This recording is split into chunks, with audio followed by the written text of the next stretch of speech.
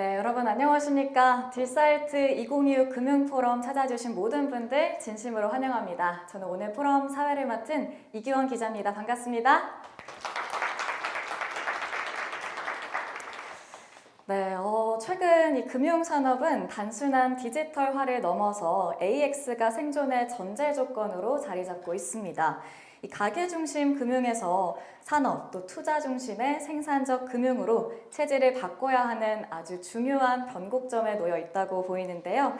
특히 금융사들은 AI 전환 이후의 경쟁구도 재편, 지급결제 패러다임의 변화, 또 소비자 보호에 대한 새로운 책임 등 여러 가지 요소들을 동시에 고민해야 하는 상황입니다. 이에 딜사이트는 이번 2025 금융포럼의 주제를 보시는 것처럼 핵심 키워드로 본 2025 금융사 전략 지도로 정해봤는데요. 오늘 포럼은 각 분야 전문가들과 함께 금융산업에 관통하는 핵심 변화 요인을 짚어보고 또 향후에 금융사가 선택해야 할 방향과 실행 전략을 모색해보는 아주 중요한 자리라고 볼 수 있습니다. 자, 그럼 먼저 본격적인 강연에 앞서 이번 포럼을 주최한 딜사이트 미디어 이승우 이사회 의장님의 개회 말씀 청해 듣도록 하겠습니다. 존경하는 내외 기빈 여러분, 그리고 2026년 금융포럼에 함께해 주시는 투자자 여러분, 안녕하십니까? 딜사이트 미디어 이사회 의장 이승우입니다. 바쁘신 일정 속에서도 핵심 키워드로 본 2026 금융사 전략 지도를 주제로 열리는 이번 금융포럼에 귀한 시간을 내어 참석해 주신 여러분들께 진심으로 감사의 말씀을 드립니다.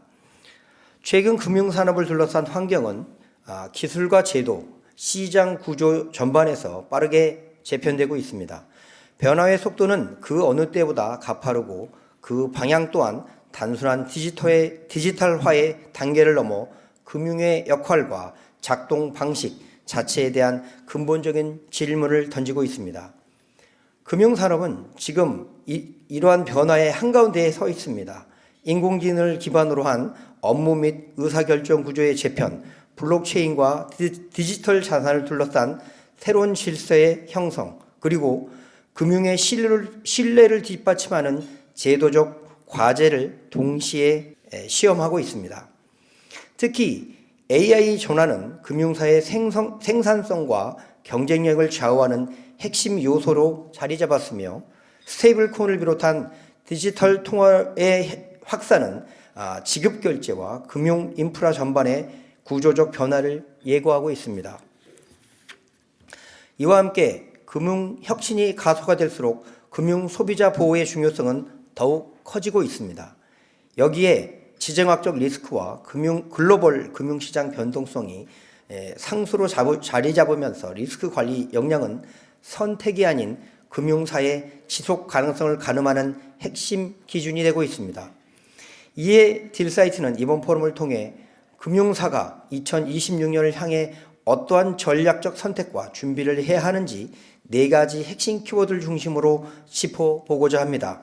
각 업권이 직면한 현실적인 과제는 무엇인지, 변화의 속도 속에서 금융의 신뢰와 안정성을 어떻게 지켜나갈 것인지 함께 고민하는 자리를 마련했습니다. 이번 포럼에는 각 분야를 대표하는 전문가 여러분께서 연사로 참여해 주셨습니다. 오순영 AWS 코리아 수석 솔루션즈 아키텍처께서는 금융권 AI 전환과 기술 전략에 대한 인사이트를, 또한 김용태 법무법인 화우 고문님께서는 디지털 자산과 스테이블 코인을 둘러싼 제도적 쟁점을 짚어주실 예정입니다.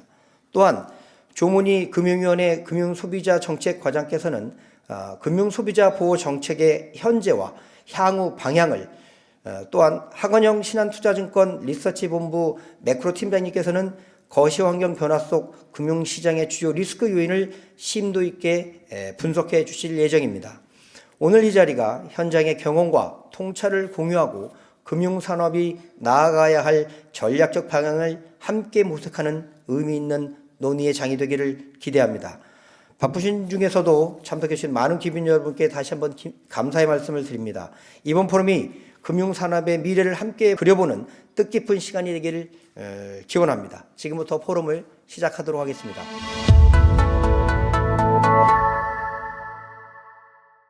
저는 오늘 금융 AX의 트렌드에 대해서 말씀을 드릴 예정이고 저희가 작년부터 AI 대전환이라는 단어를 진짜 많이 썼습니다. 지금도 쓰고 있죠.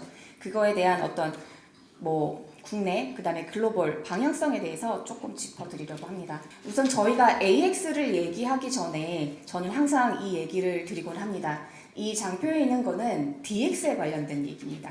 2023년도에 DX를 이끄는 여러 가지 요소들이 뭔지에 대해서 정리를 한 건데요. 그 내용을 보시면 AI, ML, 그 다음에 데이터 중심의 비즈니스, 그 다음에 전사적 자원 관리, 클라우드 전략, 개인화, 연결화된 사용자 경험, 그 다음에 지속 가능성, 협업 생태계입니다.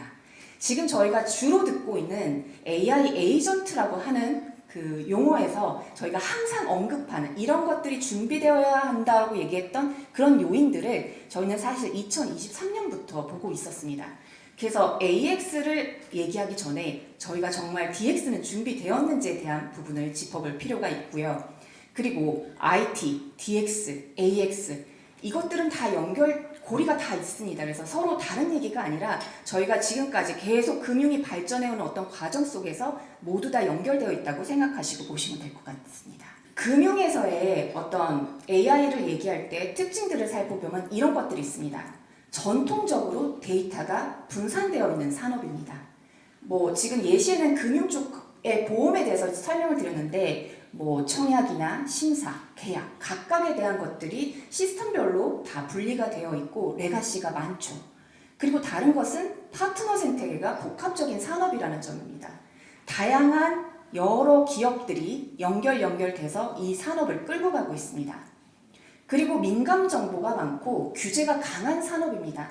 그래서 저희는 빠르게 가는 것만큼이나 중요한 게 정확하게 그리고 설명 가능하게 그리고 감사 가능한 그런 것들을 챙겨서 가야 하는 산업에 있다고 보시면 될 것 같습니다. 최근에 금융 고객들 내부, 외부를 다 통틀어서 보시면 요구사항은 이렇습니다. 완전히 연결된 서비스를 기대하세요. 내부에서 직원들도 AX가 도입된다라고 하면 이런 것들을 기대하시고 바깥에서 B2C에서 기대하는 것도 이런 것들입니다. 그래서 어떤 과정상의 서류가 필요하다라고 할 경우에 서류가 뭐가 필요한지를 궁금해하는 것이 아니라 AI가 내가 부족한 어떤 부분을 찾아서 그것들을 다 자동으로 체크하고 예측하고 그 행동을 안내해주기까지를 다 기대를 합니다. 그래서 금융에서는 데이터 협업은 필수적이고요. 개인화 필수적입니다. 그리고 운영적인 측면에서도 최적화가 되어야 하고 규제 준수도 필요합니다. 최근에 말하는 AI 에이전트에 대한 것들을 잠깐 짚고 넘어가겠습니다.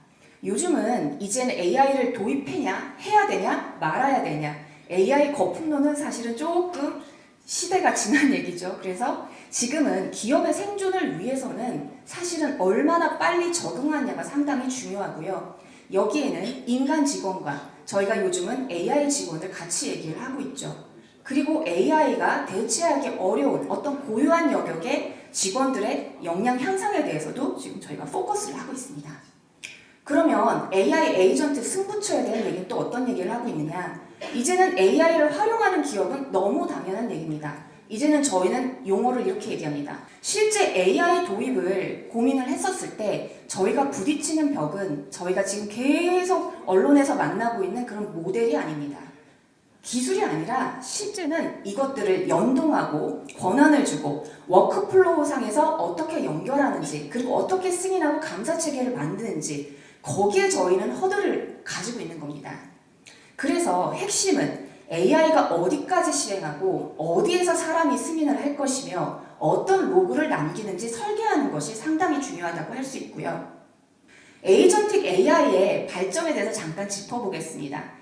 저희가 에이전틱 AI 에이전트에서 챗봇하고 조금 저희가 혼돈하지 말아야 할 부분은 챗봇은 잘 아시다시피 답을 해줍니다. 에이전트는 이렇게 생각하셔야 됩니다. 결과를 내주는 것이다. 답을 주는 것이 아니라 결과를 내주는 것이다. 그 발전 과정을 보시면 첫 번째는 맞습니다. 질문에 답하는 AI였어요. AI였고 그 다음에는 돕는다고 얘기했어요. 비서라는 얘기를 하면서 업무를 돕는다라고 얘기했죠. 그리고 에이전트라는 얘기가 본격적으로 나오면서 사람의 행동을 모방한 자율 에이전트, 그리고 지금은 실제 팀을 모방하고 있고 실제 저희가 심심찮게 그런 기사들을 많이 보고 있습니다. 훌륭한 어느 누군가가 여러 개의 에이전트를 돌려서 사업도 하고 제품도 만들어냅니다. 그런 시대에 저희가 있어요.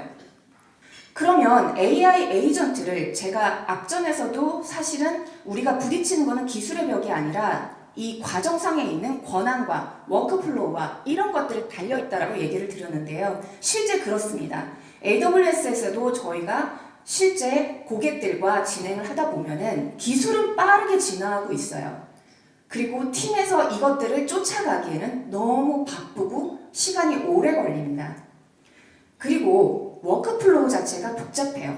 저희는 대체로 AI가 어떤 직업을 대체하고 이런 식으로 많이 얘기하지만 예를 들면 회계사의 경우는 회계사의 업무가 하나로 이루어지지 않습니다. 여러 개의 태스크가 있고요. 그것들이 다 연결되어 있습니다. 어떻게 보면 AI 에이전트는 그 연결된 부분에서 일부의 프로세스의 태스크를 대체한다라고 보시는 것이 맞습니다. 이미 AWS도 그렇고 상당히 에이전트에 대한 사례들은 각 인더스트리얼을 많이 가지고 있어요. 많이 지금 트라이를 하고 POC를 하고 많은 볼만한 베스트 프랙티스가 많이 있습니다. 에이전틱 AI를 적용 가능한 업무 예시로 보험 쪽에서 제가 가져온 건데요. 사실은 잘 보시면 보험 산업에서 가지고 있는 전체적인 업무 플로우를 다 설명해 놨다고 보시면 됩니다.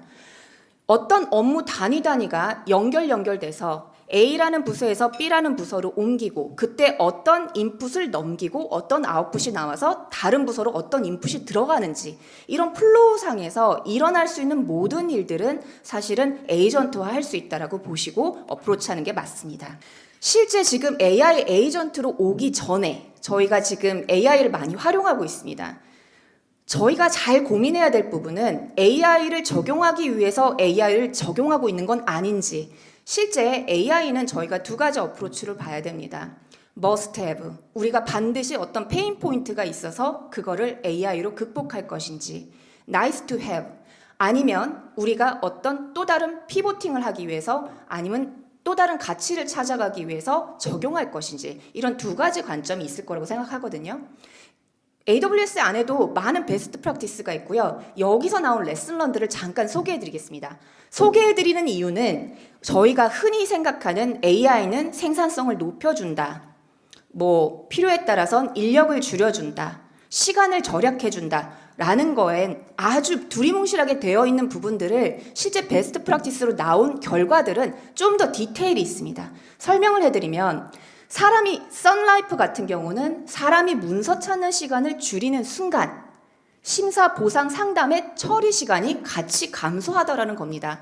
가장 많이 시간이 들어가는 것들을 AI를 활용했더니 그 외적인 것들이 다 같이 감소를 하더라. SBI 라이프 인슈어런스 같은 경우는 AI를 고객에게 먼저 적용하지 않았습니다. 내부 직원들을 살펴봤고요. 그래서 심사 보상 준법에 근거 문서 처리부터 적용을 했더니 그 맞지 않는다라는 ROI가 맞춰지더랍니다.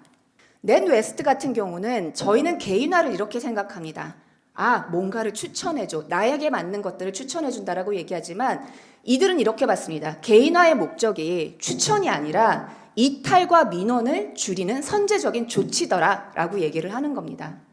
이슈얼 같은 경우는 AI는 한 가지 기능이 아니다. 펑션 하나로 적용해서 될 게 아니라 이거는 플랫폼으로 가야 한다. 보험 운영의 비용과 리스크를 관리하는 플랫폼 역량으로 가더라라고 얘기를 했습니다. 존 행콕 같은 경우는 콜센터, 저희가 AI 쪽에서 가장 먼저 적용되기 시작한 분야죠. 콜센터 같은 경우는 자동화가 아니라 실상은 한 번에 해결하는 것, 그 다음에 그 사이에 많은 상품에 대한 거, 많은 규정 지침에 대한 것들을 규정을 준수하는 부분이 맞더라라는 겁니다. EXL 같은 경우는 언더라이팅과 보상은 문서, 규정 처리, 자동화 이 두 가지만 잘해도 비용 절감이 되더라는 겁니다. 그래서 저희는 AI의 효과, AI를 적용했을 때 어떤 것들이 나아졌는지에 대해서 좀 더 그 베스트 프랙티스를 보고 디테일하게 볼 필요가 있습니다. 단순히 시간을 줄이고 단순히 비용을 줄이는 문제가 아니라는 겁니다. 이제 AI에 필요한 IT 인프라에 대해서 좀 살펴보겠습니다. AI는 기존에 저희가 해왔던 IT 관련된 프로젝트와는 조금 결이 다르죠. 그래서 강력한 보안 체계와 규정 준수는 기본이 되어야 하고요. 그리고 퍼포먼스가 상당히 좋아야 합니다. 기존에 저희가 하려는 많은 연산작용보다 AI는 훨씬 많은 것들을 하고 있기 때문이죠. 그래서 실시간 분석이나 의사결정을 위한 고성능 컴퓨팅과 인프라가 기본적으로 갖추어져야 됩니다. 그리고 그 인프라를 유지할 수 있는 전력과 냉각 요구사항도 필요하겠죠. 사실 저희 서비스단에 있으면서는 저기까지는 저희가 미처 닿지 않지만 저런 것도 고려를 해야 되고요. 기본적으로 코스트는 항상 따라오죠. 비용 관리가 돼야 됩니다. 사용량 기반에 많이 사용할 때는 많이 내고 그 다음에 적게 사용할 때는 적게 쓰고 이런 구조가 되어야 됩니다. 상당히 유연하게 운영이 되어야 되고요.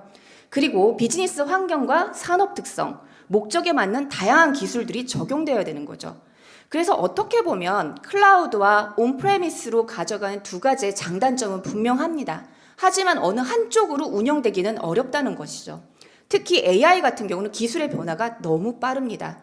그리고 챙겨야 될 보안에 대한 부분들도 사실은 저희가 내부에서 그것들을 다 소화해내기는 쉽지 않죠. 그래서 그 두 가지를 하이브리드로 가져갈 필요가 있습니다. 실제 그렇기 때문에 금융에서 클라우드에 대한 시각은 상당히 보수적입니다.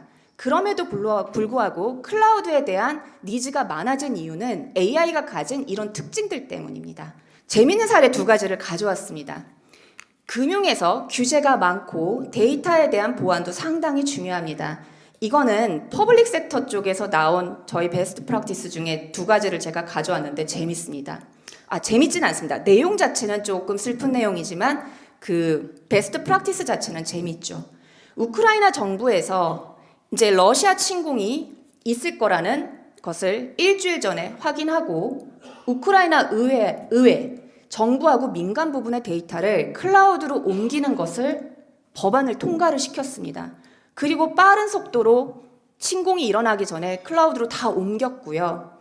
그래서 실제 주요 금융기관의 워크로드를 다 AWS로 올리셨고 그 다음에 24개 주요 대학의 워크로드를 다 AWS로 올렸습니다. 그런 상황에서 사실은 전쟁의 어떤 극한 상황에서 우크라이나는 자신들의 중요한 데이터를 지킨 거죠. 이거는 어떻게 보면 소버린 AI하고는 또 다른 관점입니다. 저희는 좀 더 이제는 시각을 좀 넓게 봐야 볼 필요가 있습니다. AI 에이전트라는 얘기를 하기부터는요. 두 번째로는 싱가포르입니다. 싱가포르 같은 경우는 민감한 데이터도 있고 퍼블릭에 오피셜하게 공개할 수 있는 데이터도 있습니다. 이 두 가지 데이터를 가지고 데이터 주권도 가져가면서 어떤 클라우드 혁신도 가져가는 것들을 했습니다. AWS는 데디케이티드 로컬 존이라는 게 있습니다. AWS의 인프라는 그대로 서비스와 운영 모델은 다 가져가지만 물리적으로 분리되어 있는 것입니다. 이걸 이용을 했고요. 그렇게 함으로 해서 중요한 정보들은 강화된 보안 및 거버넌스는 AWS를 통해 가지고 제공을 받고 양쪽을 다 맞춰가는 거예요. 그래서 제가 초반에도 말씀드렸지만 데이터 자체적으로 가지고는 온프레미스로 가져갈 거, 혁신을 위해서 클라우드로 가져갈 거, 저희는 전략을 좀 더 촘촘하고 좀 더 다양하게 가져갈 필요가 있다는 거죠. 최근에 CES나 MWC 가시는 분들도 있으실 것 같습니다. 이거와 비슷하게 AWS도 리인벤트라는 것이 있습니다. 불과 이 2달 전에 저희도 이 행사가 있었고요. 여기서 저희가 얘기했던 거는 에이전틱 AI와 AI 네이티브 인프라에 대해서 얘기를 했어요. 다른 어떤 기술보다 저희가 얘기했던 거는 에이전트가 일할 수 있는 운영과 보안과 정책과 평가 이것들을 다 인프라로 제공한다는 겁니다. 그러면 실제 고객분들은 본인들의 본업에 대해만 집중을 하시면 되는 거죠. 이런 형태로 AWS뿐만 아니라 모든 클라우드사들이 이런 방향으로 지금 가고 있어요. 금융산업에 대해서 AWS도 글로벌에 아주 빠르게 선도하는 금융회사들이 있습니다. 그 금융회사들이 많이 이제 작년 리인벤트에서 발표를 했고요. 거기서 주요한 특징들은 이렇습니다. 에이전트가 실행을 합니다. 그리고 AI 플랫폼으로 연결을 합니다.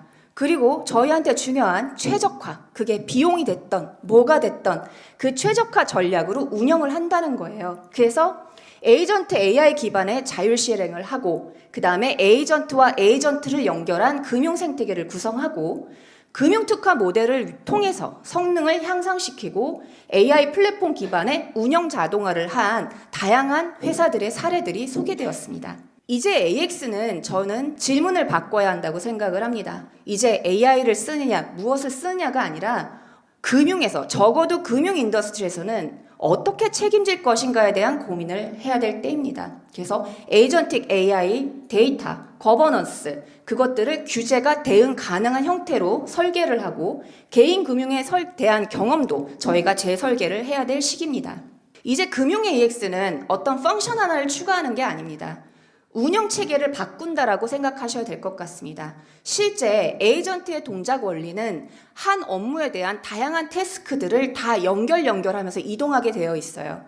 여기에는 사람도 관련이 있고 조직도 관련이 있고 많은 규정 지침도 관련이 있고 권한도 관련이 있습니다. 이거는 이제 기능 추가가 아니죠. 이제는 운영 체계의 교체라고 보셔야 될 것 같아요. 그래서 단순한 UI 변화, UI UX의 변화가 아니라 조직 운영 방식이 변해야 된다라는 거고요. 금융의 본질은 속도가 아닙니다. 그렇죠?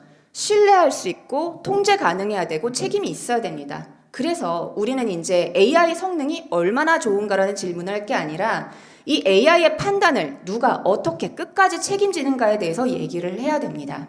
속도가 아니라 통제 가능한 자동화가 필요하다라고 말씀드렸습니다. 그래서 자동화, 통제, 감사 가능성. 그래서 AI는 사람에 대한 어떤 그런 거라기보다는 어떤 태스크에 연관된 부분이고 그 판단을 분해하고 검증하고 기록한다고 보시면 됩니다.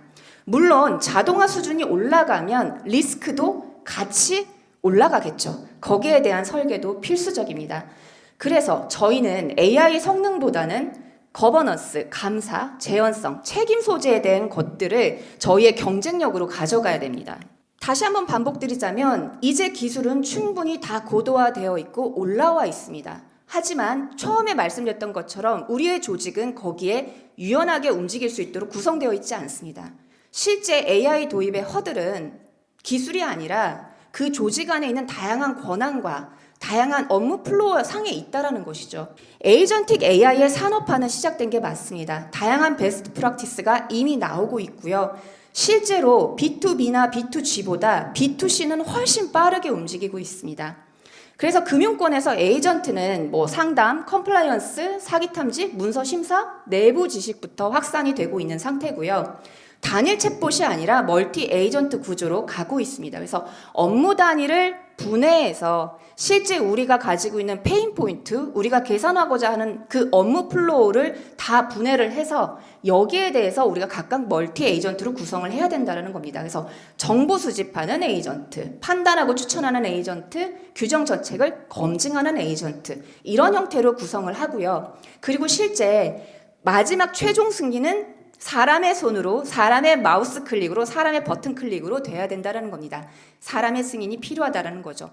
물론 어떤 민감도와 위험도에 따라서 어떤 것들은 A부터 Z까지 자동으로 쭉 연결될 겁니다. 하지만 중요한 일들에 대해서는 사람 승인이 필요하게 됩니다. 그래서 여기에서 AWS 안에 있는 개념을 가져왔지만 사실은 이것들은 제가 설명하기 좋기 위해서 가져온 것이고 실제 금융에 가져가야 될 어떤 아키텍처라고 보여집니다. FSI 렌즈라고 말씀을 드리는데 잘 설계되었다라고 하는 거에는 6가지 기둥이 있습니다. 그 기둥에 대해서는 뒷부분에서 설명을 드리겠습니다. 그래서 금융 AI는 이제 잘 만드는 게 중요한 게 아니라 운영되는 게 중요합니다. 잘 운영되는 게. 이제 AI를 도입하는 건 어떻게든 다들 하십니다. 하지만 지속 가능하게 그런 사람들이 그런 시스템으로 운영하는 거는 쉬운 일이 아닙니다. 그렇기 때문에 잘 운영하도록 설계하는 것이 경쟁력이다라는 것이고요. 실제 금융권의 현실을 전제로 저희가 설계를 해야 됩니다. 규제 있고요. 감사 있고 리스크 있고 데이터가 민감도 있고 이런 것들에 대한 고민이 필요한 거죠. 그렇기 때문에 저희가 해야 될 질문들은 이 AI는 어떤 데이터로 어떤 권한으로 사용을 하는지 질문해야 됩니다. 그리고 잘못된 답변이나 행동이 발생하면 어디까지 자동으로 둘 것인지에 대한 것도 고민해야 됩니다. 결과를 재현할 수 있고 설명할 수 있고 감사할 수 있는지도 중요합니다. 그리고 모델과 프롬프트와 정책 변경은 다 시스템에 남아 있는가? 사실은 AI를 도입함에 있어서 저희는 늘 비용, 시간만 얘기를 해왔지만 실제 한 뎁스 들어가면 이런 고민들을 저희는 해야만 합니다. 이래야만 지속 가능해집니다. 그래서 기존의 웰 아키텍트라고 얘기하는 저희가 얘기하는 것들은 이런 겁니다. 운영이 우수성이 있어야 되는 거고요. 보안, 안전성, 성능이 효율적이어야 되죠. 그다음 비용 최적화돼야 되고 지속 가능해야 됩니다. 이런 것들을 기본으로 가져가면서 파이낸셜 인더스트리에서 가지고 있는 특징들이 있죠. 그런 것들 중심으로 저희가 좀 더 모범 사례와 규범적 가이던스와 설계 원칙을 담은 게 FSI 렌즈라고 보시면 되고요. 검색하면 여기에 대한 상세한 설명을 찾으실 수가 있어요. 여기에는 데이터에 대한 부분, 그 다음에 어떤 그 장애나 혹은 해킹이나 이런 것들을 통해서 복원되는 역, 그 다음에 어떤 시장 데이터가 어떻게 무결성을 유지할 수 있는지 이런 것들에 대한 것들까지 다 포괄하고 있습니다. 그래서 금융 AX에서 설계, 이제까지 저희가 AX 얘기하면서 설계 얘기는 사실 하지 않았어요. 설계란 단어가 참 추상적일 수도 있지만 이걸 어떻게 구성할 건지에 대한 문제입니다. 이게 왜 전략 문서가 되느냐? 우리가 많은 POC를 해왔습니다. 그리고 AX를 도입해 오고 있죠. 그런데 이게 불과 아마 한 사이클 1년을 제대로 돌은 어떤 AX가 도입된 사례들은 많지 않을 겁니다. 저희는 여전히 검증 중에 있는 거죠. 그래서 많은 POC들을 하고 있는데 이 단계에서는 보이지 않는 것이 실제 운영 레벨로 가면 보이기 시작하거든요. 환각, 할루시네이션이라고 얘기하죠. 할루시네이션이 생기면 불안전 판매 일어날 수 있습니다. 그렇죠? 자동화에 대한 부분이 잘 설계되어 있지 않으면 책임에 대한 공백이 생깁니다. 개인화에 대한 부분들이 윤리에 대한 부분이나 책임감에 대한 것들이 잘 설계되어 있지 않으면 차별이나 편향이 생깁니다. 그래서 FSI 렌즈 같은 경우는 이걸 써도 되나요? 이런 질문이 아니라 이걸 써도 안전하게 운영될 수 있나요를 봐야 된다는 거죠. 그래서 이렇게 질문을 바뀔 수 있을 것 같아요. 거버넌스, 시큐리티, 저희 지금 늘 챙겨서 하는 것들 보면 누가 운영하는가가 아니라 AI 판단의 책임자는 누구인지, 그 다음에 접근은 통제되는가가 아니라 프롬프트와 에이전트 권한은 분리되어 있는지, 그 다음에 장애 시 복구가 가능한다가 아니라 AI가 오판했을 때 즉시 차단이 가능한지, 그 다음에 응답이 빠른지가 아니라 잘못된 답변을 감지하고 검증할 수 있는지, 비용이 예측 가능한지가 아니라 비용 통제가 가능한지, 그 다음에 규정을 지치는지가 아니라 결과를 재현, 설명, 감사할 수 있는지. 그래서 금융의 AX는 속도가 아니라 표준화된 통계 설계에서 나온다라는 겁니다. 그리고 이미 글로벌 금융사들은 AI 아키텍처를 리스크 관리 체계로 가져가고 있습니다. 글로벌 규제 시각을 보시면 영국의 금융감독 기관을 보시면 소매금융에서 소비자 영향을 리뷰를 착수했다. 그리고 유럽 가장 강력하고 엄격하죠. EU의 AI 액트는 보면은 이제 뭐 제너럴 퍼포즈죠. 거기에 관련된 AI 규정이 뭐 작년 8월부터 효력이 발생했다. 여기서 얘기하는 것들은 뭐냐면요. AI를 규제한다라는 게 아니라 AI는 씁니다. 하지만 그 영향력에 대해서 고민을 하고 계신 거죠. 그래서 금융의 AX는 혁신과 책임을 같이 가져가야 됩니다. 이런 규제가 있다고 해서 저희가 하지 않을 수는 없으니까요. 그래서 글로벌 규제 환경은 속도가 아니라 운영 성숙도의 경쟁으로 가고 있습니다. 대한민국 금융의 현실과 전략적 선택이란 부분을 정리를 해보자면 금보원이든 그다음에 금융위에서 다양한 보면은 클라우드 이용 가이드로 절차 공고사항이 구체화되었고 그다음에 망분리 관련해서 사스 활용 규제 개선도 발표를 했어요. 그래서 규정 감독 체계의 변화는 사실은 규제의 완화라는 느낌이라기보다는 책임의 중심을 금융사로 옮겨온 곳이죠, 사실은.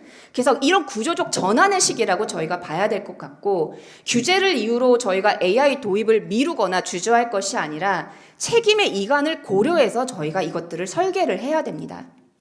내부방, 민감정보, 위탁, 그 다음에 로그 감사, 키 관리, 저희 설계에서 고려해야 될 것들 정말 많습니다. 그래서 이런 부분들은 규제가 대응이 가능하도록 저희가 설계를 해야 된다라는 부분이고요. 그래서 규제 완화를 기대한다라는 느낌보다는 규제 대응 능력을 내부에 맷집을 키워서 내재화한다라는 느낌으로 보시면 될 것 같고, 그리고 FS 렌즈에서 말씀을 드렸던 것처럼 기존에 저희가 잘 운영하기 위한 어떤 설계의 금융적인 부분들을 상당히 고려해서 설계를 해야 된다라는 부분, 그리고 업무가 아니라 권한 간 책임 단위로 분해되고 있다라는 부분, 그리고 감사나 리스크나 보안팀은 처음부터 설계에 참여하셔야 된다라는 부분입니다.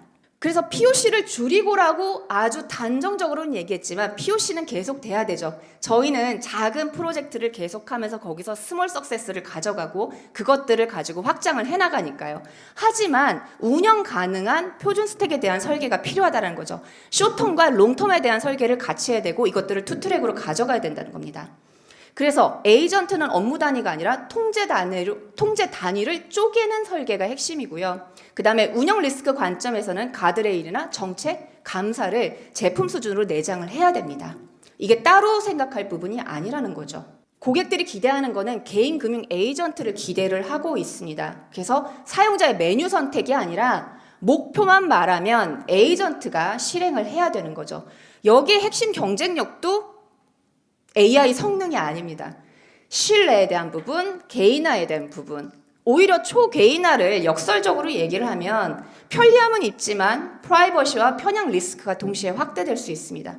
이것들은 저희가 얘기하는 거버넌스라고 얘기하는 것, 설계라고 얘기하는 것, 그 바운더리 안에서 저희가 가져가야 될 부분입니다. 그래서 개인 관점에서 기대되는 AI 기반의 금융 서비스라고 한다면 목표를 지정해주면 목표 중심으로 금융이 일어나는 것, 그 다음에 맥락을 인식해서 초개인화로 가는 부분, 그리고 어떤 일이 일어나기 전에 나의 데이터를 통해서 선제적 리스크를 감지하는 부분, 그리고 추천만 할 게 아니라 실행까지 책임지는 금융, 그리고 나 대신에 일하는 금융 에이전트, 여기까지가 아마 소비자가 원하는, 그리고 B2C에서 이미 경험하고 있는 그런 레슨 런드나 경험으로 인해서 원하는 것들입니다. 이런 방향으로 고민을 하게 되고요. 이제 마지막으로 정리를 좀 하려고 합니다. 처음부터 끝까지 AX에 관련된 얘기를 하면서 저는 DX를 함께 말씀드렸고 데이터에 대한 말씀을 드렸습니다. 그리고 온프리미스로 하고 있는 그런 자체 데이터 센터와 더불어 클라우드를 함께 가져가야 혁신을 함께 가져갈 수 있을 거라고 말씀을 드렸고요. 실제 AX에 대한 부분은 펑션 단위가 아니라 전체 프로세스에 업무의 워크플로우를 따라서 다 설계된다는 부분을 말씀드렸어요. 그래서 AI는 기능 추가가 아니라 금융의 운영체제의 전환이라고 볼 수 있고요. 글로벌은 이미 에이전틱 AI를 산업화하고 규제는 촘촘하지만 그 규제가 촘촘하다고 해서 그것들을 하지 않는 것들이 아니라 그것들을 대비한 어떤 아키텍처를 만들고 그걸 대비한 거버넌스를 구성하고 있습니다. 한국은 완화라고 하기보다는 책임의 이관으로 봐야 할 것입니다. 그래서 규제 대응형 표준 아키텍처가 답이라고 할 수 있을 것 같고요. 개인은 금융 에이전트를 이제 원합니다. 이제 앱이 아닙니다. 그리고 경쟁력은 신뢰 설계에 있다고 볼 수 있습니다. AI의 성능 격차는 빠르게 줄어들고 있습니다. 사실은 각각 개별 어떤 AI 기능들은 이제 거의 평준화가 되어 가고 있다고 봐야 할 것 같습니다. 각자 잘하는 게 조금씩 다를 뿐이지 성능은 충분히 올라와 있다고 봐야 될 것 같고요. 차이를 만드는 거는 신뢰와 설명과 책임 구조라는 부분이 있습니다. 그리고 개인은 결국은 똑똑한 앱을 원하는 게 아니라 내가 믿고 맡길 수 있는 금융 파트너가 필요하다는 것이고요. 금융 AX는 절대 기술 경쟁이 아니라는 것입니다. 좋은 LLM, 좋은 성능의 어떤 기술을 가져왔다고 해서 그게 100점짜리 서비스도 되지 않고 그게 100점짜리 성능을 내지도 않기 때문입니다. 우리는 훨씬 복잡한 환경에서 근무를 하고 있고 금융은 훨씬 복잡하니까요. 운영 철학이나 책임 설계나 신뢰 아키텍처의 경쟁이 될 겁니다. 금융 분야는요. 그리고 AWS에서 제안하는 거지만 FSI 렌즈 같은 경우는 그 출발점입니다. 그래서 한 번씩은 확인해 보시면 좋을 것 같습니다. 네, 감사합니다.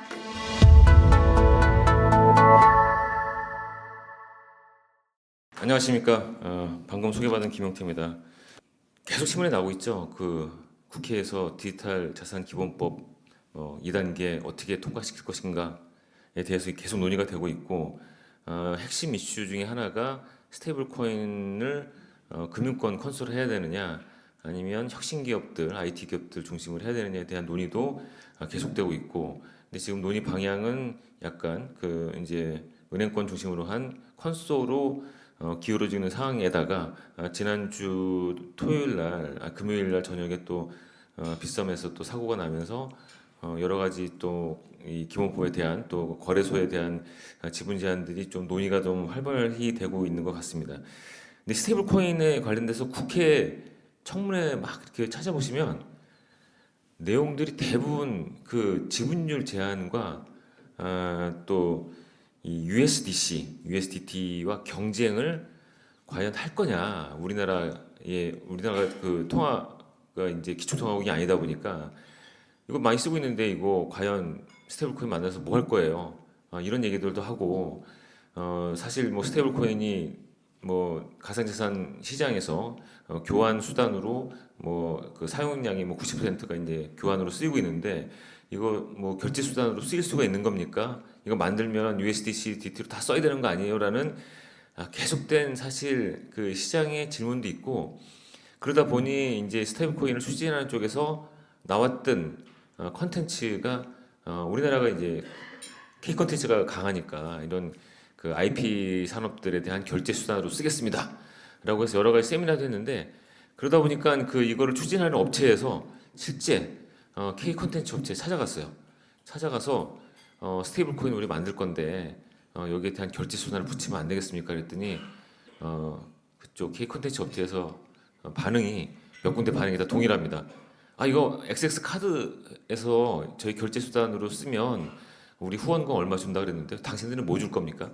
이런 반응이, 그러니까 아직은 시장에서 이거를 K 스테이블 코인을 어떻게 받아들여야 되는지, 어떻게 써야 되는지에 대한 고민들이 아직은 좀 논의 중이고, 이거에 대해서도 거대 담론도 있고, 아니면 이거를 마치 네이버페이, 카카오페이처럼 브랜드 이게 결제 수단으로 쓸 수 있는지 뭐 이런 것들에 대한 고민도 여전히 지금 논의가 중이지만, 여하이 올해 안에 대통령 업무 보고도 보셨겠고 기재부의 성장 전략도 보셨겠지만 스테이블 코인 디지털 자산 기본법 통과를 시키겠다는 게 정부의 방침이고, 해서 올해 늦어도 올해는 관련 입법이 이제 마련될 걸로 그렇게 보입니다. 스테이블 코인 그 질결제 혁신이라는 걸 제가 한국은행 총재 이창윤 총재님, 저도 한국은행 출신이긴 한데요, 좀 그 재밌는 말씀 하셔갖고 제가 인용 하나 좀 해보겠습니다. 아까 그 방금 AI 에이전트 말씀하셨는데, 기존 금융 인프라가 AI 경제 활동을 뒷받침할 수 없다는데 동의합니다. AI 에이전트가 빠르게 결정을 내리고 자동으로 거래를 실행하면 사람이 하나하나 중간에 껴서 할 수 있는 방법은 없습니다.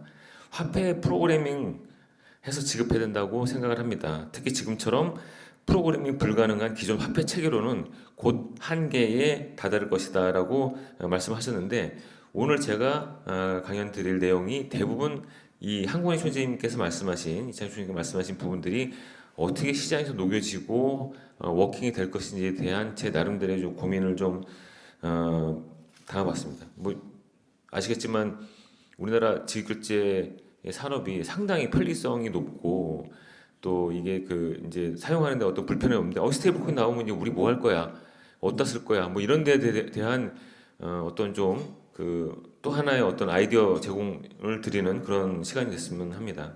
그 스테이블 코인을 가장 직관적으로 표현하면 그냥 제가 생각하면 카드가 코드, 그러니까 카드, 신용카드나 뭐 IC 카드, 그다음에 뭐 체크 카드가 코드로 변한 게 직관적인 표현이 아닌가 싶어요. 그래서 프로그램이 가능한 이제 컴퓨팅 코드로 변한 게 아닌가 이렇게 생각이 되는데, 기존 실물 플라스틱 카드는 카드사나 뭐 벤사들, 정산망이나 벤 대리점들, 가맹점 여러 가지 직결제 구조가 다층적으로 좀 이루어져 있고, 그 다층 위에는 이제 금융결제원을 통해서 오늘 밤 11시 59분 59초에 이제 뭐 예컨대 KB은행하고 하나은행이 받아야 될 금액을 정산하고, 정산이 끝나면 한국은행 BOKY로 지준을 쌓아주는 층층이 쌓여 있는 지급결제 구조로 우리나라가 이루어져 있고, 이거는 우리나라뿐만이 아니고 전 세계에 다 비슷한 그런 정상 구조가 있습니다. 근데 지급 청산 결제라고 불렸던 이 프로세스가 한 방에 해결되는 방법이 생겼죠. 그게 바로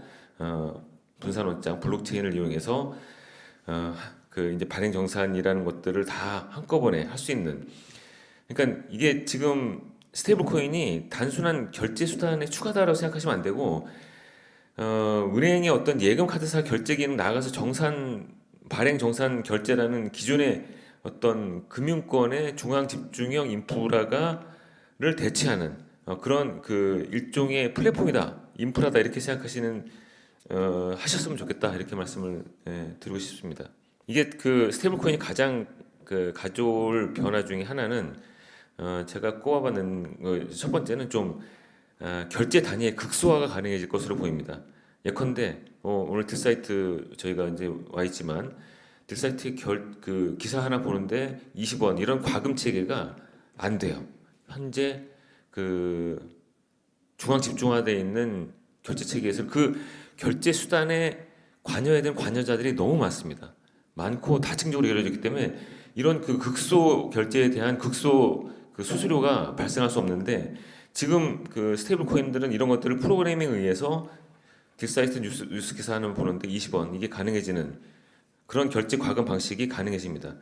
이게 나노 결제 기술은 이건 그 사실 방금 말씀드렸다시피 초소액 초빈도 결제는 이게 그 지금 현재 결제 체계로는 거의 불가능한 수준입니다. 뭐 100원 결제하는데 20원 수수료 내라 그러면 이걸 할 수 있는 상황이 아니거든요. 그렇지만 이 블록체인이 결제 금융망에 들어오게 되면 다층 구도를 허물 수 있기 때문에 새로운 비즈니스 모델이 계속 나올 수 있습니다. 여러분 그 이마트 가보면 이마트에 그 배너가 하나 서 있거든요. 거기 뭐라고 써 있냐면요. 현금 IC 카드로 결제하시면 포인트를 더 싸드립니다라고 배너가 지금도 가면 있습니다. 이게 뭐냐면 결제 구조를 바꿔놓은 게 하나가 이제 그 카드는 그 이제 벤사망을 타고 벤데리점 타고 그 다시 카드사 가서 다시 그 정산해서 가맹점에 오고 하는 그 수많은 그 프로세스를 거쳐야 되는데 현금 IC 카드는 비교적 간단합니다. 지급결제 수단이 은행에 있는 예금이고 현금 IC 카드로 결제를 하게 되면 금융결제를 통해서 결제가 돼서 가맹점까지 돌아가다 보니까 가맹점이 이마트 입장에서는 수수료가 더 싸거든요. 그러니까 이거를 사용하시면 혜택을 드리겠습니다 이렇게 되는 겁니다. 그러니까 이게 사실 우리가 자꾸 스테이블 코인 어디다 쓸 거라고 논란을 하기보다는 이거는 가맹점들이 어떻게 소비자와 상품을 만들어가고 서비스를 만들어가야 되는 이슈이지 이거를 스테이블 코인 쓸데없어요. USDT 이거 다 우리가 다 점령할 겁니다. 이런 논리는 약간 반박을 상당히 그 불러일으키는 그런 주장이 아닌가 하는 생각이 듭니다. 이렇게 되면 사실 지금 그 결제하기 클릭을 해서 정산되는 그 청구 기반 결제 구조에서 뭐 이벤트 기반 스마트 컨트랙트 결제로 이용돼서 여러 가지 뭐 예시로 들 수 있는 것들이 컨텐츠 결제, 모바일 뭐 공유, 뭐 B2B 구독이나 성과 기반 결제나 보험 보상 관련돼서 또는 뭐 에너지 스마트홈 물론이고 공무원 물류까지 여러 가지 그 이제 이벤트가 발생하게 되면 스마트 컨트랙이 이루어지고 이를 인식해서 그 사전에 약정된 금액으로 청산 결제가 이루어지는 것뿐만이 아니고 아까 말씀드린 그런 그 극소형 결제 다빈도 결제도 가능해진다 이렇게 저는 예상을 합니다. 이렇게 되면 사용자도 자기가 결제하는지를 인식하지 못하는 수준까지 갈 수 있는 거죠. 이게 그리고 또 그 여기 제가 장표를 미처 만들지 못했는데 여러분 2024년도 7월 8월에 그 TMF 사태 기억하시잖아요. 근데 정산 주기가 그때 상당히 문제가 됐습니다. 뭐 이제 소비자가 결제를 했는데 사용자가 구매 확정을 누르기 전까지 엄청난 시간이 걸리거든요. 뭐 해외 물품은 더 걸리고 반품도 많이 일어나고 의류 같은 경우 그 이제 신선식품 같은 경우는 짧게 이루어지지만 이래서 정산 주기가 길어지다 보니까 이 정산 자금 갖고 TMF가 이거를 가지고 다른 운용 자금을 썼죠. 정산 자금을 쓰지 않고 그래서 이게 문제가 돼갖고 기어이 이제 이제 도산이 되는 상황이 됐는데 가맹점들은 그 20일, 30일 동안 뭐 했냐면 운영 자금을 또 돌려야 되잖아요. 또 다른 물건 사서 또 팔아야 되는데 이게 안 도는 겁니다. 근데 지급 청산 결제가 그냥 실시간으로 이루어지는 스테이블 코인에 쓰게 되면 물론 그 스테이블 코인을 다시 확산이 되지 않은 상태에서 다시 원화로 바꿔서 구매를 해야 되는 그런 과정이 있겠지만 여하의 정산 자금이 자기 손에 들어오는 속도는 실시간이 될 수 있다. 이렇게 되면 지금 현재 뭐 매출 채권을 담보로 해서 이제 신용을 또 해서 또 이자율을 물어야 되는 그런 부담들이 가맹점에 좀 낮아질 수 있다 이렇게 또 볼 수 있을 것 같습니다.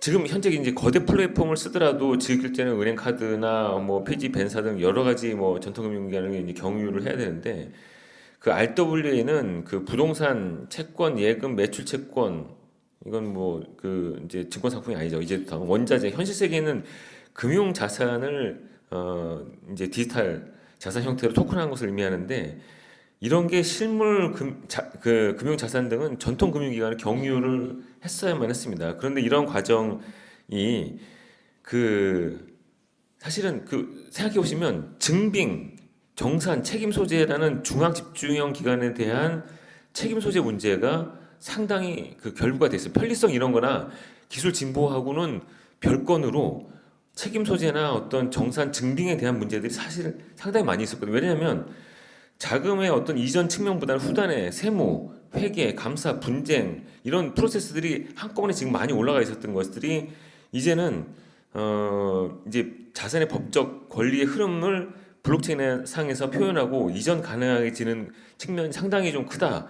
이렇게 말씀을 드리고 싶습니다. 얼마 전 지난달에 그 전자증권법 통과된 거 뉴스에 나신 거 보셨지만 이제까지는 그 공부가 중앙화된 공부만 그 인정이 됐는데 분산화된 공부가 인정이 되지 않았습니다. 근데 그 전자증권법이 개정이 돼서 기존에 그 전사들로만 표시할 수 있던 뭐 이제 뭐 주식 그 투자계약증권 아니 투자계약증권 아니 인정이 안 됐었죠. 기존에 있던 뭐 채권이나 뭐 파생 상품들이 이제 전자적으로 투자계약증권도 이제 들어가고 이제 자본시장법이 개정이 되면서 이 투자 상품을 담을 수 있는 그릇이 분산 원장도 가능하다라고 해서 법 개정이 됐고 1년 후에 시행이 될 예정인데 그때까지 여러 가지 논의를 거쳐서 어떻게 이거를 실제 시장에서 이제 실현을 해야 되는지에 대해서 좀 논의를 하자 이렇게 해서 법은 일단 통과가 돼서 상당한 기술 진보를 이루어 나갈 것으로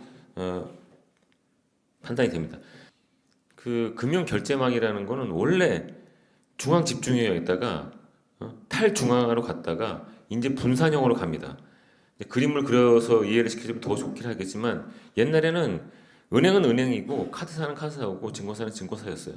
근데 지금은 그 저희가 아직은 이제 좀 더 겪어야 될 분산화 이전에 탈중앙화는 여러분 네이버에서 뭐 삼성전자 조회한 다음에 버튼 하나 더 누르시면 간편 결제 나옵니다. 그 주문하기 나오거든요. 이런 식으로 플랫폼이 지금 금융하고 결합한 거고 이거 최근에 이제 작년에 했던 뭐 국회에서도 얘기가 좀 나오긴 했지만 그 전을 더 가게 되면 송금이라는 건 은행의 전통 업무였는데 간편 송금이 갑자기 전화번호 카톡으로 막 이렇게 송금하게 되는 것들 이런 것들도 이제 탈중앙의 어떤 또 그 한 표변이고 이런 그 뭐 예시를 들자면 이제 뭐 끝도 없는데 이런 것들이 계속 하다가 이제는 아예 중앙 집중형인 전산체계가 아니고 분산화된 그 원장을 쓸 수 있는 그 법틀이 이걸 담아낼 수 있는 법틀이 들어오고 있고 증권은 전자증권법과 자본시장법으로 이제 담아내기 시작했고 그러면 지급결제는 뭘로 담을 거냐? 요번에 디지털 자산 기본법에 들어갈 스테이블 코인에 담길 예정입니다. 담기게 되면 여러 가지 변화가 있을 수 있는데 증권거래소에서 아니 그 미국 그 뉴욕 증권거래소에서 작년 19일인가요? 12월 19일인가? 올해 19일인가 잠깐 헷갈리는데 토크나 주식 상장 주식 ETF를 24시간 거래하겠다. 이거를 블록체인 기반 위에서 구현을 할 거고 미국 SEC 증권거래위원회가 이미 그 이제 승인 신청할 예정이다. 이렇게 되면 블록체인 기반 위에서 연중 24시간 거래소가 운영되고 토큰화된 주식 디지털 증권은 소수점 단위의 투자가 가능해질 것이다. 이렇게 말하면서 또한 결제 방식이 지금 우리나라 그 주식 팔게 되면 이틀 후에 들어오지 않습니까? 이거를 즉시 실시간 결제 기반으로 바꾸겠다고 하는 그 보도 자료가 여러 언론에 실렸고 뉴욕 증권거래소가 그렇게 발표를 했는데 이런 것들이 사실 스테이블 코인이 증권과 RWA가 결합하면서 나타날 수 있는 현상들이거든요. 이게 아니고서는 중앙화된 그 거래소가 움직일 수 있는 그런 사실상의 어떤 기술 기반이 없었는데 이제는 그런 것들이 가능해진다 이렇게 말씀을 드려야 될 것 같습니다. 그렇게 되면 결국은 그 금융회사들과 또 금융회사에 상대했었던 다양한 기업들이 회계, 세무, 감사, 분쟁 등에서 발생한 다양한 비용도 절감할 수 있을 것으로 보이고 이런 분산원장을 받아들일 수 있는 관련 당국도 뭐 단시간은 아니겠지만 여러 가지 준비를 해나갈 것으로 그렇게 판단이 됩니다. 이렇게 되면 그 요약을 좀 해보면 RWA와 스테이블코인이 결합하면 발행, 유통, 결제, 정산의 그 엔드투엔드가 디지털이 가능해지고 그 RWA 거래의 결제 수단이자 이익 분배의 수단도 될 것입니다. 그 사실 카드사들이 약간 지금 비상이에요. 왜냐하면 이제까지의 그 카드 결제 기반의 그 우리나라의 결제 기반에 있어서 그 결제 수단의 핵심, 그러니까 그 이제 신용카드의 신용 공여 기능을 갖고 있다는 것이 어떻게 보면 핵심 비즈니스였고, 지난번 TMF 사태 때 그 1차 피지사하고 그 계약을 맺은 대표 가맹점이죠. 피지사들이 계약을 보면 수수료와 관련돼서 하위 가맹점, 그러니까 예컨대 그냥 물건 파는 사람들이 도산했을 때 그 모든 비용을 1차 피지사가 다 물어놓도록 모든 계약이 돼 있었거든요. 그러다 보니까 그 대형 피지사도 막 한 1,500억의 손실을 다 떼어내야 되는 상황이 됐고, 여러 그 주요 피지사들이 그 부도 비용까지 다 떠안는 그런 상황이 됐던 것은 이 카드사가 사실상 이 결제 구조 안에서 갑이었거든요. 근데 이 결제 수조 구조 안에서 갑이라는 신용 공여를 할 수 있는 그 수단이 스테이블 코인으로 바뀌게 되면 여러 가지 시장의 변화가 그런 그 계약 관계에서도 많이 일어날 것 같고, 결제의 어떤 프로세스도 당연히 많은 변화가 있을 것 같습니다. 이렇게 그 많은 변화가 일어나게 되면 그 유동성, 그러니까 아까 말씀드린 어떤 정산에 대한 그 가맹점에 대한 결제도 빨라지고 증권거래소의 투자도 많이 변할 것으로 보이는데, 이게 그 핵심으로 드리고 싶은 얘기가 뭐냐면 전통 금융기관들이 거래 중개하는 기능에서 이제 신뢰 설계로 바뀌어야 된다는 겁니다. 그 스테이블 코인과 관련해서 준비금이나 가버넌스, 리스크 컴플라이언스 등 여러 가지 또 결제할 때 어떤 망의 유지나 뭐 신속성, 정확성 또 트래킹할 수 있는 것들에 대한 신뢰 설계가 중심이 되는 거지, 이제 대형 금융회사라고 해서 핵심 경쟁력이 되는 시대가 바뀔 것이다 이렇게 말씀을 드리고 싶습니다. 브랜드 스테이블 코인 이거는 제가 좀 들고 나온 이유가 뭐냐면 우리나라가 지금 현재 그 디지털 자산 기본법에 다루고 있는 게 사실 좀 거대 담론이에요. 그러니까 이 브랜드 스테이블 코인은 앞에서 말씀드린 그 나노 결제나 이벤트 결제, RWA 이런 게 이제 중심으로 모이는 지점이 아닌가 생각이 되고요. 브랜드 스테이블 코인이라는 게 특정 기업 플랫폼, 브랜드, 생태계 내부에서 사용하도록 설계된 코인인데, 이 법정화폐 연동은 뭐 법정화폐의 안정성도 가지는데 범용 결제 수단이 아닌 플랫폼 운영, 지식결산의 인프라를 두는 거죠. 그 작년에 발표했던 그 이제 그 한양대학교 강유 교수님이 분석한 거에 보면 삼성의 어떤 내부 그 국경 간의 자기 계열사들 해외 지사 간의 결제에 스테이블 코인을 도입하게 되면 연간 1,400억 정도의 비용 절감 효과가 있을 것이다 이렇게 발표를 한 적도 있고, 또 지금 뭐 예컨대 뭐 그 유통 플랫폼들 있지 않습니까? 뭐 네이버도 그렇고 쿠팡도 그렇고 여러 가지 유통 플랫폼들이 사실 그 자기들 생태계 내에서 구현해야 되는 정산 구조가 되게 많아요. 예컨대 뭐 배송을 했을 때 배송 기사들한테 뭐 지급해야 되는 것들, 가맹점에 정산해야 되는 것들, 물류 비용들, 또 운송했을 때 그런 물류 비용들이니 뭐 반송해야 되는 비용들부터 시작해서 그 상품의 어떤 그 이제 그 시장 마켓에 올리는 비용들, 또 비용의 수수료 내는 것들, 이런 것들이 사실은 엔드 투 엔드로 우리가 갖고 있는 원화로 바뀌기까지 그 안에서 프로세스들을 지금도 전통 금융 시스템을 통해서 하고 있는데, 이거는 이유가 있습니다. 세금도 내야 되고 그 회계장부도 기록해야 되고 여러 가지 이슈가 있거든요. 근데 이런 그 사실 제도가 따라가지 못하는 이유 그 것들을 뒷받침해 줄 수 있는 수단은 사실 전통금융밖에 없었는데, 이런 스테이블 코인이 어떤 특정 플랫폼 스택 내에서도 돌아가고 나중에 이제 그게 법정화폐로 바뀌는 출구 온램핑, 오프램핑 하는 쪽에서만 법정에 갈 수 있다면 이것도 비용 절감 효과가 상당히 있을 것이다. 그래서 브랜드 스테이블 코인을 너무 시장이나 그 규제 당국자 국회에서 이거를 너무 거대 담론으로 범용성 스테이블 코인으로 집중할 게 아니라 여러 가지 좀 측면도 고민해 볼 필요가 있다. 그런 그 측면에서 말씀을 좀 드려보고요. 준 폐쇄형으로 봤을 때 이게 내부 정산 결제 중심의 리스크가 상대적으로 이런 스테이블 코인들은 브랜드 스테이블 코인은 좀 낮습니다. 화폐를 만들겠다는 게 아니라 정산 비용을 없애겠다는 측면에서 접근을 하고 있기 때문에 입점사 파트너 간의 뭐 정산 판매 뭐 이제 수수료 배분 뭐 배송 완료 등 이런 것들이 입점사 뭐 가맹점 간의 정산에서 충분히 사용할 수 있다. 이런 것들을 좀 고민하고 뭐 시간이 흐르게 되면 지금 뭐 은행 중심의 컨소가 나오겠지만 또 법이 좀 더 그 이제 시행착오를 겪어가면 이런 브랜드 스테이블 코인에 대한 고민도 당연히 있을 수 있을 것으로 판단이 됩니다. 이 브랜드 스테이블 코인의 어떤 그 효용성을 좀 그 아까까지 말씀드린 걸 좀 정리를 해보게 되면 여기서 이제 쭉 써놨듯이 거래 가격이 단일 원장에 기록돼서 원장에 대한 검증 비용이 감소되고 스마트 컨트랙트로 이제 수수료 혹은 그 리베이트 차감 등 자동으로 이제 집행이 되는 거고요. 세무 당국도 지금 이제 분산 원장의 어떤 뭐 노드로 들어오건 분산 원장에 참여를 하게 되면 세금과 관련돼서도 여러 가지 자동화 이제 그 이거를 그 서브텍이라고 부르죠. 슈퍼비전 테크놀로지라고 부르는데 이런 것들도 지금 당장은 되지 않겠지만 어떤 시간이 그 흘러서 분산 원장이 공부로 인정을 받게 되는 그런 시기에 있어서는 세무나 뭐 과세 업무 신고 간소화도 상당히 절감이 되고 특히나 그 감사 비용, 회계 감사 비용들도 이런 측면에서 뭐 그 이제 상당한 절감이 있을 것으로 그렇게 기대를 해 보고 싶습니다. 제가 감독원에 오래 있었지만 규제가 사실 기술의 진보를 따라가지 못합니다.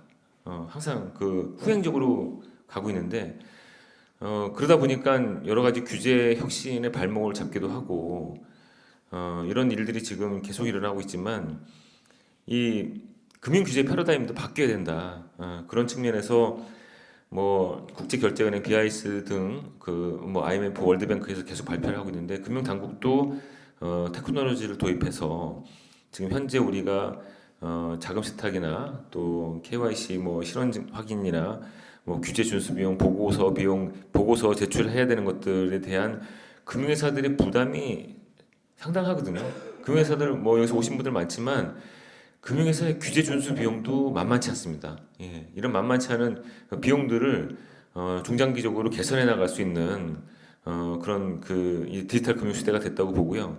이걸 뭐 레귤레이션 테크놀로지 렉텍이라고 부르고 서브텍이라도 부르기를 하는데 지금 뭐 사후적으로 장부를 제출하고 또 이거에 대해서 규제 당국자들이 그 감시 감독을 하면서 여러 가지 뭐 그 이제 준수 비용들이 나오고 있는데 이런 것들을 차세대 교육 체계는 실시간 모니터링 기반의 어떤 감독 체계로 또 바꿔야 또 혁신도 이렇게 또 뒷받침하지 않을까 또 그런 생각을 해봅니다. 발표를 여기서 마치겠습니다. 감사합니다.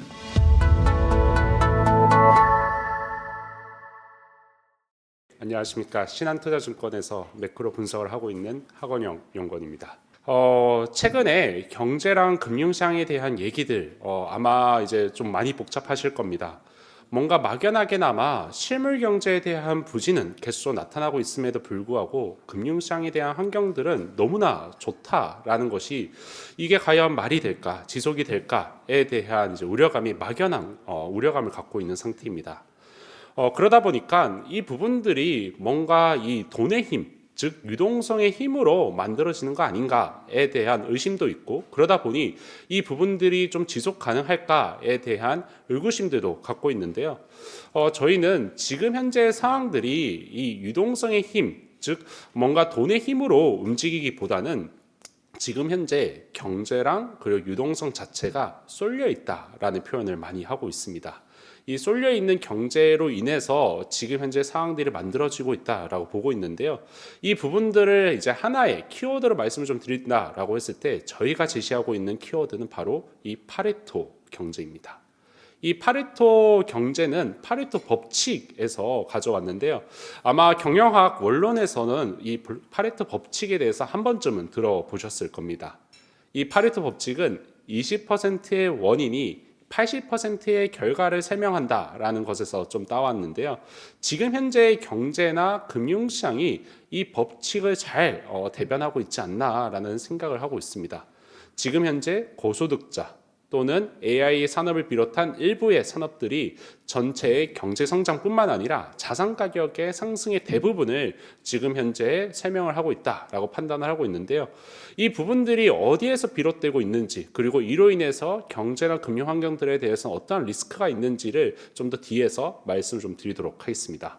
많은 분들이 이제 생각하기에 지금 현재 기술 혁신이 주도가 되고 있기 때문에 기술 혁신 때문에 지금 이러한 경제나 아니면 금융시장의 쏠림이 발생하고 있을 거다라는 생각을 좀 갖고 계실 겁니다. 최근에도 AI를 비롯해서 바이오 이러한 이제 각종 기술들의 혁신들이 좀 빠르게 나타나고 있죠. 이제 이런 부분들이 지금 현재의 경제나 금융시장에 설명을 할 수 있는 가장 큰 주요 배경이지 않나라는 생각을 하시지만, 만약에 기술 혁신만 이 부분들을 주도를 했다라고 하면은 이 혁신에 따른 경제나 금융시장은 생각보다 장기간 이렇게 쏠려 있게 쉽지가 않습니다. 저희는 지금 현재 이러한 성장에 대한 양극화 또는 자산 가격에 대한 양극화가 나타날 수 있었던 이유가 뭐냐라고 했을 때, 결국에 그 이면에는 정부의 정책이 좀 자리 잡고 있다라는 생각을 갖고 있습니다. 사실상 지금은 정부의 정책이 이 판을 짜고 있다라는 건데요. 도대체 무엇이 이거를 짜고 있는지에 대해서 하나씩 말씀을 좀 드리도록 하겠습니다. 아마 이 판을 주도를 했던 것은 가장 먼저 미국이었을 거다라고 보고 있습니다. 미국을 중심으로 해서 국가 자본주의라고 불리는 이 국가가 주도를 해서 자본주의의 판을 짜고 있는 그림들이 나타나고 있는 상태인데요. 이 국가 자본주의에 이제 기판을 두고 있는 미국의 방향을 보면은 지금 현재 미국은 재정을 다 어디에다가 투입을 하고 있죠? 바로 지금 현재 혁신이 나타나고 있는 신경제, 여기에 대해서 막대한 재정을 투입을 하고 있습니다. 근데 이 재정을 투입하려면은 교회 돈이 필요하거든요. 과연 이 정부는 돈을 어떻게 마련을 하고 있을까요? 이 정부의 재원 마련이 지금 현재 양극화의 가장 주범이 되고 있다라고 보고 있는데요. 만약에 정부가 이러한 돈에 대한 재정 투입이 지금 현재 돈을 잘 벌고 있는 이러한 쪽에다가 돈을 많이 거두게 되면은 양극화가 조금이나마 해소가 될 수 있습니다. 근데 지금 현재 정부는 이러한 증세를 통해서 재원을 마련하는 게 아니라 바로 통화 완화를 통해서 재원을 마련하고 있습니다. 통화 완화로 어떻게 돈을 마련하느냐? 그 방법은 두 가지가 있습니다. 우선 가장 오른쪽에 그림을 보시면은 저희가 이제 주목하고 있는 선이 하나 있습니다. 바로 이 파란 색깔 선으로 표시가 되어 있는 국가부채 비율인데요. 보통 이제 이 재정에 대한 지속 가능성, 이렇게 돈을 많이 쓰는데 정부의 재정이 지속 가능할까에 대한 막연한 우려감은 있지만은 실제로 이 우려감이 가격으로는 표시가 되지 않습니다. 아직까지 여전히 많은 투자자들은 미국의 국채를 비롯해서 각국의 국채를 사고 있다라는 거죠. 그러다 보니까 금리가 치솟지는 않습니다. 근데 이런 이유가 뭐냐라고 했을 때, 아직까지 투자자들은 이 정부의 재정에 대해서 지속 가능성을 기대를 하고 있다, 신뢰를 하고 있다라고 보시면 되는데요. 그 이유가 바로 파란 색깔 선 때문입니다. 보통 이 재정에 대한 지속 가능성을 얘기를 할 때 국가 부채의 절대 규모, 이 부분들을 주목을 하시지만 실제로 더 중요한 거는 경제 규모 대비의 국가 부채 비율입니다. 가계도 생각해 보시면 될 것 같아요. 가계도 부채에 대한 지속 가능성을 얘기를 할 때 가계 소득 대비의 부채 비율 또는 가계 자산 대비 부채 비율, 이런 부분들이 더 중요하잖아요. 그러다 보니까 결국에는 국가 부채도 마찬가지입니다. 결국에는 국가 규모 대비해서 이 국가 부채 비율이 중요한데요. 이때의 이 경제 규모는 성장률, 우리가 알고 있는 성장률과 좀 다릅니다. 올해 한국의 성장률이 2%, 그리고 미국도 한 2% 중반 정도 성장이 나타난다라고 하는데요. 이때의 성장률에는 물가가 포함되어 있지 않습니다. 하지만 국가부채나 가계부채나 다 물가가 포함되어 있는 데이터이기 때문에 이때 비교를 해야 되는 것은 물가가 포함되어 있는 명목 GDP가 분모로 들어가게 되는데요. 이 2010년도 때도 미국은 2% 성장을 했고요. 지금도 2%대 성장을 하고 있습니다. 그런데 2010년도 때에 미국의 물가는 어느 정도 올랐나요? 그때 당시에는 저물가라고 해서 1% 중반 올랐습니다. 근데 지금 현재 미국의 물가는 3%씩 증가를 하고 있어요. 그러니까 성장률과 물가를 합쳐야지만 이 경제 규모가 결정이 되는데요. 과거에는 분모가 3% 중반씩 늘어났던 게 지금은 5%씩 늘고 있다라는 거죠. 그러면 자연스럽게 정부의 국가 부채가 좀 빠르게 증가를 하더라도 분모가 더 빠르게 늘다 보니까 GDP 대비 국가 부채 비율인 이 파란 색깔 선이 안정적으로 유지가 될 수 있다라는 겁니다. 이게 바로 통화 완화를 통해서 정부가 재원을 마련하는 방법입니다. 근데 문제는 이 물가 상승, 물가 상승이 사실상 우리가 모르는 사이에 정부가 가져간다라고 생각하시면 됩니다. 왜냐? 가만히만 있어도 구매력이 떨어진다라는 거죠. 그리고 이 물가 상승은 특정 분야에만 집중되는 게 아니죠. 모든 사람들이 다 이 인플레이션을 부담을 하고 있다라고 보시면 될 것 같습니다. 즉 정부가 이런 식으로 통화 완화 그리고 확장 재정 이 과정 속에서 나타나는 이 물가 상승은 결국에는 다수의 부가 우리가 모르는 사이에 좀 빠져나가고 있다. 그리고 이 돈이 다 어디로 흘러가느냐? 라고 했을 때 바로 정부가 지원해주고 싶은 바로 신경제 여기에다가 투입되는 게 지금 현재 정부의 정책에 대한 판이다라고 보시면 될 것 같습니다. 그래서 이거를 미국이 먼저 주도를 했고요. 최근에는 중국 그리고 올해는 한국에서도 이러한 그림들이 조금씩 나타나려고 하고 있죠. 올해 한국도 생산적 금융이라는 하도를 통해서 정부가 이 생산적인 부분에 대해서 좀 더 재정의 지원을 강화를 하려고 하는 이러한 모습들이 관찰되고 있는데요. 이러한 것들이 결국엔 지금 현재 전통 경제라고 불리는 이러한 실물 경제 대비해서 신경제가 잘 나가고 있는 이러한 배경이 되고 있다라고 판단을 하고 있고요. 결국엔 저희는 이러한 정부에 대한 정책 기조 자체가 바뀌거나 아니면은 시장에서 이 정부의 정책이 과연 지속 가능할까에 대한 의구심이 생기기 전까지는 이러한 신경제로 쏠려 있는 이러한 실물 경제 또는 자산 시장의 흐름들이 계속될 수밖에 없다라고 판단을 하고 있습니다. 그러면 이 부분들이 바뀌려면 어떻게 돼야 될까요? 일단 첫 번째는 정부의 정책 기조 자체에 대해서 반대의 목소리가 커져야겠죠. 결국에는 선거가 나타나서 이제는 AI 기업이라든지 돈 잘 버는 기업들한테 증세를 해야 된다라는 목소리가 다수의 의견이 됐을 때 이러한 구조가 바뀔 수 있다라고 보고 있습니다. 아니면은 정부의 정책에 대한 신뢰가 깨져야 된다라는 건데 그 부분들이 올해 좀 주목해 봐야 될 리스크가 되지 않을까라고 보고 있어요. 그래서 뒤에서 좀 더 자세하게 말씀을 좀 드리도록 하겠습니다. 그러면은 그래도 불구하고 뭔가 이렇게 성장이 이렇게 쏠려 있고 유동성이 이렇게 쏠려 있는 구간에서 뭔가 성장의 소외가 되어 있는 다수에 대한 경제 이 부분들이 망가지면서 지금 현재 잘 나가고 있는 신경제에도 파급이 좀 부정적으로 영향을 미칠 수 있는 거 아닌가? 에 대한 우려들이 있을 텐데요. 이 부분들에 대해서 저희는 그 가능성이 지금 현재로서는 크진 않을 거다라고 보고 있습니다. 제가 이제 말씀 좀 드릴 때 과거에는 매크로에 대한 환경들이 각 산업에 대한 환경을 결정을 했습니다. 그러다 보니까 저도 여러 투자자분들을 만나면서 거시경제 환경들이 어떻게 될 것 같냐, 우리가 모르는 리스크 요인들이 어떻게 될 것 같냐, 이런 이제 질문들을 많이 받는데요. 지금 제가 여기에 대해서 대답하는 부분들이 있습니다. 지금은 매크로가 마이크로의 환경을 결정하는 게 아니라 이 마이크로, 이 신경제 관련된 부분들이 매크로를 결정하고 있다. 오히려 지배를 하고 있다. 이런 말씀을 좀 드리고 있습니다. 이게 무슨 말이냐? 지금 현재 미국의 경제가 그렇습니다. 미국은 GDP의 70%가 소비이기 때문에 소비를 하려면 뭐가 필요하죠? 돈이 필요하죠. 돈을 구하려면 결국에는 고용이 제일 중요합니다. 그래서 고용 시장이 둔화가 되면 보통 소비가 위축되고 경제가 둔화가 되는 게 일반적인 상황인데요. 최근에 미국 고용 좋나요? 고용 좋지가 않습니다. 고용이 좋지 않은데 미국의 경제는 아마 좋다라는 얘기들 많이 들으실 거예요. 소비도 좋고 경제도 좋습니다.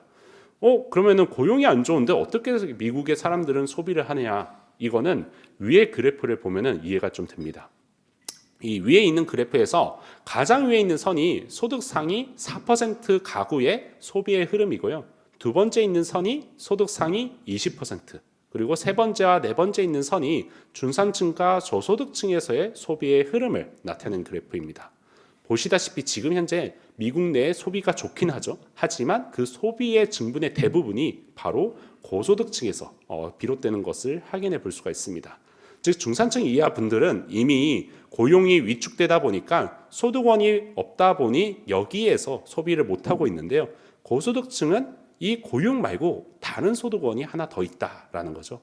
그게 뭐냐? 바로 이 사람들이 보유하고 있는 금융자산의 가치입니다. 그러면 과거에도 부의 쏠림은 있지 않았냐? 왜 지금 유독 이러한 흐름들이 나타나느냐라고 했을 때 과거의 주식시장과 지금의 주식시장의 구성이 좀 달라졌습니다. 과거의 주식시장은 대부분 무엇으로 구성이 됐냐? 은행이라든지 철강, 화학, 기계 이러한 전통산업들이 많이 포진이 되었었죠. 그러니까 실물 경제가 둔화가 되면 주식시장도 같이 빠졌습니다. 근데 지금은 어떻죠? 지금은 빅테크를 비롯해서 AI 기업들 또는 바이오, 우주, 항공, 로봇 이러한 이제 실물 경제의 연동성이 좀 덜하고 그리고 정부의 정책에 대한 지원에 좀 더 민감한 이러한 이제 기술과 정부의 정책에 좌우가 되는 산업들이 시가총액 상위에 다 포진되어 있습니다. 그러다 보니까 자연스럽게 실물 경제와 달리 오히려 별개로 기업 실적은 계속 우상향을 하고 있는 그림들이 지금 현재의 상황이다라고 보시면 되겠고요. 이 부분들이 자산 효과를 타고 지금 이제 매크로의 소비를 결정하면서 전체적인 경제 흐름을 결정한다라고 보시면 될 것 같습니다.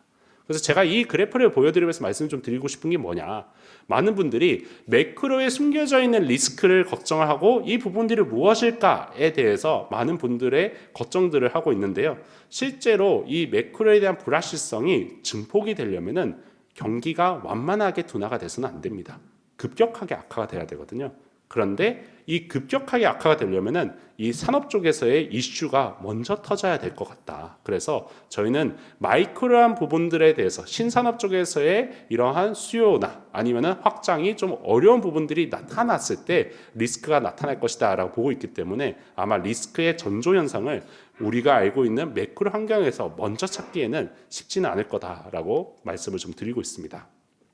그러면은 지금 현재 이 매크로에 관련된 불확실성 또는 위험에 대해서 제가 얘기를 하고 이 부분들에 대한 이제 리스크를 어떻게 대비를 하면 좋을까에 대해서 아마 이제 기대를 하고 오셨을 텐데 그러면은 이런 얘기들을 매크로에 대해서는 굳이 관심을 안 둬도 되냐? 이런 생각이 드실 수가 있을 겁니다. 근데 저는 매크로를 바라보는 시각이 좀 바뀌어야 된다라는 말씀을 좀 드리고 있습니다. 보통 이 매크로를 보시는 거시경제의 흐름을 보시는 분들은 어떠한 것들을 많이 생각하냐면은 실물경제가 둔화가 될 가능성에 대해서 많이 염두를 하고 보십니다. 지금 현재의 신경제 쪽에서는 괜찮게 나오지만은 자영업자를 비롯한 내수가 좋지 않은 가운데서 과연 이 구조가 지속 가능할까에 대한 우려들을 하고 있는데 저희는 그 부분에서 바라보면 안 된다라는 말씀을 좀 드리고 있어요. 그럼 무엇을 봐야 되냐? 봐야 될 거는 바로 실물 경제가 오히려 좋아졌을 때를 더 리스크 요인으로 봐야 된다라는 겁니다. 자산시장 입장에서는요. 왜 그러냐? 결국에는 지금 현재 자산시장, 금융시장의 대부분은 신경제로 구성이 되어 있습니다. 그리고 이 신경제의 가장 큰 원동력 중 하나가 바로 정책 지원인데요. 이 정책 지원이 통화 완화와 확장 재정 이 두 가지가 결합이 돼야지만 속도가 계속 유지가 될 수 있는데 이 부분들이 약화가 될 수 있는 유일한 리스크가 있죠. 바로 인플레이션입니다. 인플레이션이 나타나면은 물가에 대한 경계감 속에서 통화 완화도 어려워요. 그리고 인플레이션이 나타나면은 금리도 올라가게 됩니다. 그러면은 정부의 이자 비용에 대한 부담이 높아지겠죠. 그래서 이 인플레이션이 나타났을 때가 결국에는 가장 문제가 되는데 인플레이션 언제 나오냐? 인플레이션은 가격이기 때문에 가격이 높아지려면은 수요, 즉 경기가 좋아야 된다라는 겁니다. 작년부터 해서 지금까지도 이 인플레이션에 대한 막연한 경계감 속에서도 물가가 계속 내려왔습니다. 그 이유는 실물 경제가 안 좋아서였습니다. 하지만 만약에 이 실물 경제가 올라가는 구간, 이 구간이 된다라고 하면은 저희는 인플레이션이 나올 가능성이 높다라고 보고 있고요. 만약에 인플레이션이 부각이 된다. 라고 하면은 지금은 신경제 쪽에서의 흐름이 좀 약화가 되더라도 연준이나 한국은행이나 이러한 각국의 중앙은행들이 금리 인하를 통해서 유동성을 공급해 주겠지라는 이러한 기대들을 갖고 있는데, 이 기대가 약화가 되면서 신경제로 흘러가는 유동성과 성장의 모멘텀이 둔화가 될 가능성이 있다라는 거죠. 그래서 저희는 이 인플레이션이 가장 중요한 하도가 될 거다라고 보고 있는데요. 이 인플레이션은 언제쯤 걱정을 해야 되냐? 저희는 아마 금년도 2분기 정도부터는 인플레이션에 대한 경계함이 다시 좀 살아나는 구간이 있지 않을까라고 보고 있습니다. 그래서 아마 2분기 중반부터 슬슬 이제 하반기로 넘어가면서 이 많은 분들이 약간 좀 매크로에 대해서 실물 경제가 좋아지고 있는데 오히려 금융시장의 환경들은 이전보다 좀 못한 것 같은데 라는 생각이 드실 텐데요. 아마 그 부분들이 인플레이션에서 저희는 좀 찾아볼 수 있지 않을까라는 생각을 갖고 있습니다. 왜 인플레이션을 좀 걱정을 해야 되느냐라고 했을 때 두 가지 얘기를 좀 드리도록 하겠습니다. 일단은 이때의 인플레이션은 사실 한국보다 글로벌 경제랑 금융시장의 환경을 결정짓는 바로 미국의 인플레이션이 있는데요. 이 미국에서 작년부터 사실 인플레이션에 대한 경계감은 많았습니다. 하지만 실제로 이제 이 인플레이션이 나타나지 않다 보니까 경계감이 좀 완화가 됐는데요. 사실 작년에 이 인플레이션에 대한 경계가 왜 높았냐? 관세 때문이었습니다. 작년 4월 달에 미국의 트럼프 대통령이 해방의 날이라고 불리는 이러한 이제 관세에 대해서 대규모로 부과를 하겠다라고 발표를 하면서 이렇게 되면은 미국 내의 제품 가격들이 올라갈 수밖에 없지 않냐라는 우려들이 있었죠. 근데 결과적으로는 아직까지 이 관세로 인한 물가 상승이 당장 보이지 않고 있습니다. 근데 저희는 이 부분들이 아직까지 본격화되지 않았을 뿐이지 잠재되어 있는 비용이 상당하다라고 말씀을 좀 드리고 있습니다. 왜 그러냐? 저희가 이제 계산을 해본 결과 대략 한 관세의 70%를 생산자, 유통업자들이 부담을 하고 있고요. 30%만 소비자들한테 전가가 되어 있습니다. 왜 이럴까요? 저희는 이 오른쪽 그래프에서의 이 파란 색깔 선 때문이다라고 보고 있습니다. 기업들은 경기가 좋을 때 재고를 쌓고요. 경기가 좋지 않을 때 재고를 소진합니다. 참고로 지금 현재의 기업들은 계속 재고를 소진하고 있습니다. 왜냐? 관세나 이런 각종 불확실성 때문에 뭔가 너무 불안하다라는 거죠. 그러다 보니까 생산을 늘려서 재고를 쌓는 게 아니라 가지고 있는 재고를 계속 소진하고 있습니다. 즉 파란 색깔 선이 떨어지는 구간에서는 기업들이 감히 이 비용에 대한 부담들이 높아지더라도 가격 상승을 전가를 못 시킨다라는 거죠. 그런데 저희는 금년도 2분기 정도가 되면은 작년 9월부터 시작이 됐던 미국의 금리 인하 이러한 부분들이 결합이 되면서 점차 수요가 회복이 될 것이다라고 보고 있는데요. 이때 이제 1970년대 중반부터 80년대 초반에 한번 봐주시면 될 것 같습니다. 이때도 지금이랑 좀 유사한 환경이었습니다. 1차, 2차 오일 쇼크로 인해서 유가가 수요가 너무 좋아서 올라간 게 아니라 비용 부담으로 올라갔던 상황인데요. 이때 기업들이 수요가 안 좋으니까 비용을 계속적으로 자신들이 부담을 했냐? 그렇지가 않았습니다. 파란 색깔 선이 간헐적으로 올라갔던 구간, 이때를 보시면은 회색선, 이 제품 가격이거든요. 이 제품 가격이 올라가는 모습들이 나타나더라라는 거죠. 즉, 이 비용이 지금 당장 우리가 눈에 안 보이다 보니까 물가로 전달이 안 될 거다라는 생각을 하시지만 실제로 이거는 숨겨져 있는 비용이기 때문에 언제든지 조금만 경기가 좋아져도 수요가 좋아져도 저희는 기업들이 본격적으로 가격 정을 좀 할 수 있는 환경이다. 이렇게 말씀을 좀 드리고 있습니다. 그래서 많은 분들이 올해에도 미국은 금리 인하를 좀 공격적으로 할 수 있을 거야. 그리고 파월 연준의장 후임으로 케빈 워시 연준의장이 좀 지명이 됐는데 이분이 트럼프의 행정부와 좀 친하니까 당연히 금리 인하를 좀 더 공격적으로 해주겠지라는 기대들을 하겠지만요. 저희는 결국에는 물가에 대한 경계함이 있는 구간에서는 연준이 쉽사리 움직이기가 좀 어려울 것이다 라고 보고 있고요. 저희는 이 경계감이 금년도 중반 정도부터는 좀 살아나지 않을까라고 판단을 하고 있습니다. 그래서 이러한 부분들을 좀 중점적으로 바라보고 있고요. 두 번째에 대한 리스크는 바로 트럼프 행정부에서 주도하고 있는 지정학적 리스크입니다. 트럼프 1기 때도 그랬고 2기 때도 그렇고 갑작스럽게 이러한 여러 가지 이러한 외교 정책 관련된 불확실성이 높아지고 있습니다. 이 부분들이 무엇이냐라고 했을 때 과거의 트럼프 행정부는 민주주의의 가치에 의해서 움직였습니다. 그리고 세계의 경찰 역할을 했었죠. 근데 지금 현재의 트럼프 행정부는 어떻게 움직이느냐? 민주주의보다는 자본주의 관점에서, 즉 가시적인 이익 소의 사이에서 자신들이 유리한 방향으로 움직이고 있고요. 그리고 세계의 경찰 역할을 사실상 포기했습니다. 작년 12월 달에 이 국가안보 전략이 공개가 됐는데요. 여기를 이제 통해서 새롭게 등장한 단어가 돈로주의입니다. 돈로주의. 이 돈로주의는 1880년대에 이 몰로주의, 그때도 이 미국이 비개입을 하겠다라는 이 몰로주의에다가 도널드 트럼프가 합성한 이런 부분인데요. 도널드 트럼프는 결국에는 이익에 따라서 움직이겠다라는 이러한 이제 시각이거든요. 그래서 이 배타주의 플러스 자국 우선주의, 이 두 가지가 결합되어 있는 게 바로 돈로주의라고 봐주시면 될 것 같습니다. 과거에는 민주주의 가치에서 움직였기 때문에 어느 정도 예상이 됐죠. 하지만 지금은 미국이 자신의 이익에 따라서 움직이고 있다 보니까 예상이 어렵습니다. 그렇기 때문에 이 부분들이 예측 가능성이 어려운 뿐만 아니라 우선순위도 좀 바뀌었습니다. 지금은 어느 나라가 제일 중요하냐, 어느 지역이 중요하냐, 과거에는 중동과 그리고 아시아 지역이 중요했다면은 지금은 아메리카, 자기 주변이 가장 중요하다라고 해서 이미 우선순위를 바꿔놨습니다. 그리고 아시아는 후순위로 밀려났죠. 그리고 이 과정 속에서 결국엔 한국은 과거랑 좀 다른 안보적 환경에 노출이 될 가능성이 높다라고 보고 있습니다.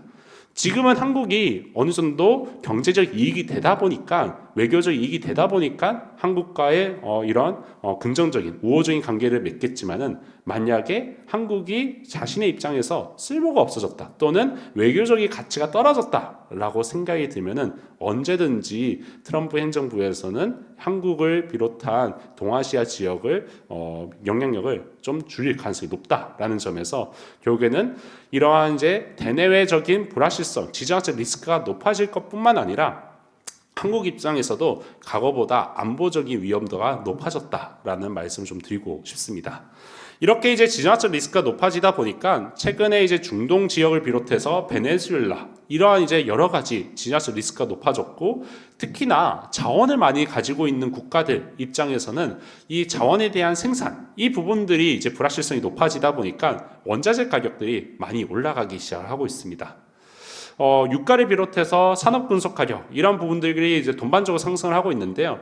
결국에는 가장 중요한 것은 실제로 이 지정학적 리스크로 인해서 원자재 공급이 차질을 입을 거냐, 이 부분들을 봐야 되는데요.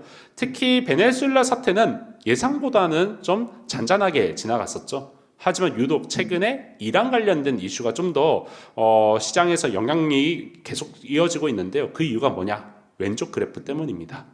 베네수엘라는 전체 원유 생산의 1% 밖에 생산하지 않는데요. 이란은 3% 이상, 그리고 그 인접 국가, 특히나 그 이란을 둘러싸이는 호르무즈 해협이라고 해서 전체 원유 수송의 30% 정도를 지나가게 되는데요. 이 부분들이 공급에 관련된 불확실성을 자극하다 보니까 최근에 오히려 베네수엘라 사태 이외에 이란 쪽에서 특히나 유가가 좀 올라가고 있다라고 봐주시면 될 것 같습니다. 아까 전에도 저희가 가장 중요하게 봐야 되는 리스크가 인플레이션이라고 말씀을 좀 드렸는데요. 이 인플레이션에 이 에너지 가격을 비롯한 원자재 가격 상승이 특히나 영향을 많이 미치다 보니까 이 부분들을 계속적으로 모니터링을 하셔야 되지 않을까라고 생각을 하고 있습니다. 한국을 좀 말씀 좀 드려야 될 것 같은데요. 올해 이제 한국 관련돼서는 기대감이 많습니다. 연초 이후에 한국의 반도체를 비롯해서 이렇게 이제 반도체가 좀 잘 나가다 보니까, 그리고 정부에서도 공격적인 재정 정책에 대한 집행이 이루어지다 보니까 뭔가 올해 한국은 매우 좋아질 수 있지 않겠냐. 그러면서 상대적으로는 이 금리 인하에 대한 기대감은 많이 퇴색이 됐습니다.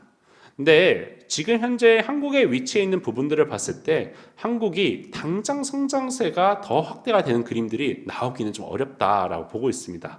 성장세가 작년보다는 좋아지겠지만은 모멘텀 상에서 지금 현재 대부분 좀 정점 부근에 위치해 있다라는 것을 이 오른쪽에 네 가지의 부분을 보면 확인해 볼 수가 있는데요. 특히나 여기서 보셔야 될 부분들은 바로 회색선입니다. 소비라든지 수출 보시면은 이미 추세 대비해서 많이 올라가 있는 것을 확인해 볼 수가 있습니다. 그러면 여기에서 성장세가 더 강화되려면 뭐가 필요하냐? 결국에는 건설 투자, 설비 투자, 이런 투자 부분이 올라와야 된다라는 거죠. 근데 건설 투자는 부동산 규제를 비롯해서 공급 대책이 전방위적으로 좀 바뀌어야지 가능할 것이다라고 보고 있고요. 설비 투자는 올해 그래도 생산적 금융을 비롯해서 반도체 설비나 이런 것들이 많이 지어질 수 있는 거 아니냐에 대한 생각들이 있는데, 이 부분들에 대해서 뒤에서 생산적 금융 관련돼서 얘기를 하면서 말씀 좀 더 자세하게 드리도록 하겠습니다.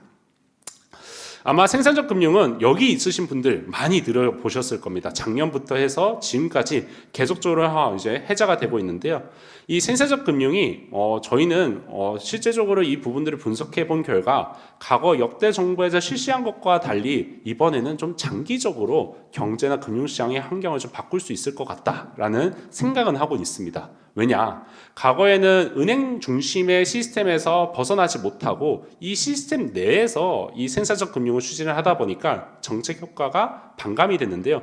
근본에는 아예 이 금융 시스템에 대한 근본적인 변화를 주도하는 게 근본의 생산적 금융의 가장 큰 토대이기 때문에 근본에는 정책에 대한 효과가 과거보다는 매우 공격적으로 잘 집행이 될 것이다 라고 보고 있습니다. 근데 이제 문제는 뭐냐라고 했을 때, 이게 문제라기보다는 시장의 기대가 너무 앞서갔다라고 말씀을 좀 드리고 있습니다. 실제로 여기에서 생산적 금융이 크게 4가지로 구성이 되는데요. 가장 이제 주요한 부분들이 바로 첫 번째인 국민성장 펀드입니다. 이 국민성장 펀드가 과거 달리 정책과 달리 실제로 신규 증분이 가장 높은 재원에 대한 정책 지원인데요. 이 부분들이 실질적으로 집행되는 시기가 언제냐? 그 실제적인 집행은 올해 말입니다. 이거는 어쩔 수 없습니다. 이게 프로세스상의 문제로 인해서 올해 말이 돼야지만, 이거는 정부의 보도자료에서 나와 있기 때문에 실제로 올해 말이 돼야지만 생산적 금융이 실질적으로 자금이 집행이 되고 실물 경제에 영향을 주다 보니까 저희가 알고 있는 기대와 현실에 약간 좀 미스매치가 있다라고 보시면 될 것 같습니다. 그래서 방향성에 대해서는 생산적 금융이 매우 공격적이고 구조적인 변화를 주도할 수 있다라고 보고 있는데요. 실제로 우리가 알고 있는 실물 경제 효과는 아마 내년부터 조금씩 반영이 되지 않을까. 그리고 이러한 자본이 형성돼서 금융시장에 투입되는 시기는 올해 이제 중반 이후이기 때문에, 앞서서 저희가 미국의 경우에는 이제 통화 완화에 대한 기대가 좀 축소가 되면서 유동성이 올해 중반부터는 좀 약화가 될 수 있다라고 말씀 좀 드렸는데요. 한국은 오히려 정책적으로 유동성에 대한 투입이 올해 중반부터 더 확대가 되기 때문에 한국은 미국과 달리 유동성 환경들이 좀 더 좋아질 수 있는 우호적인 환경들이 좀 더 있을 거다라고 말씀을 좀 드리고 있습니다. 그래서 수출을 좀 얘기를 좀 드려야 될 것 같습니다. 왜 수출을 얘기를 드려야 되냐? 지금 현재 한국 경기에 대한 긍정적인 생각들, 기대들의 대부분이 이 수출에서 비롯되고 있기 때문입니다. 과거에 2017년도, 2021년도가 반도체가 주도를 했던 수출 경기의 회복이었는데요. 이 구간마다 한국은 고성장을 보였습니다.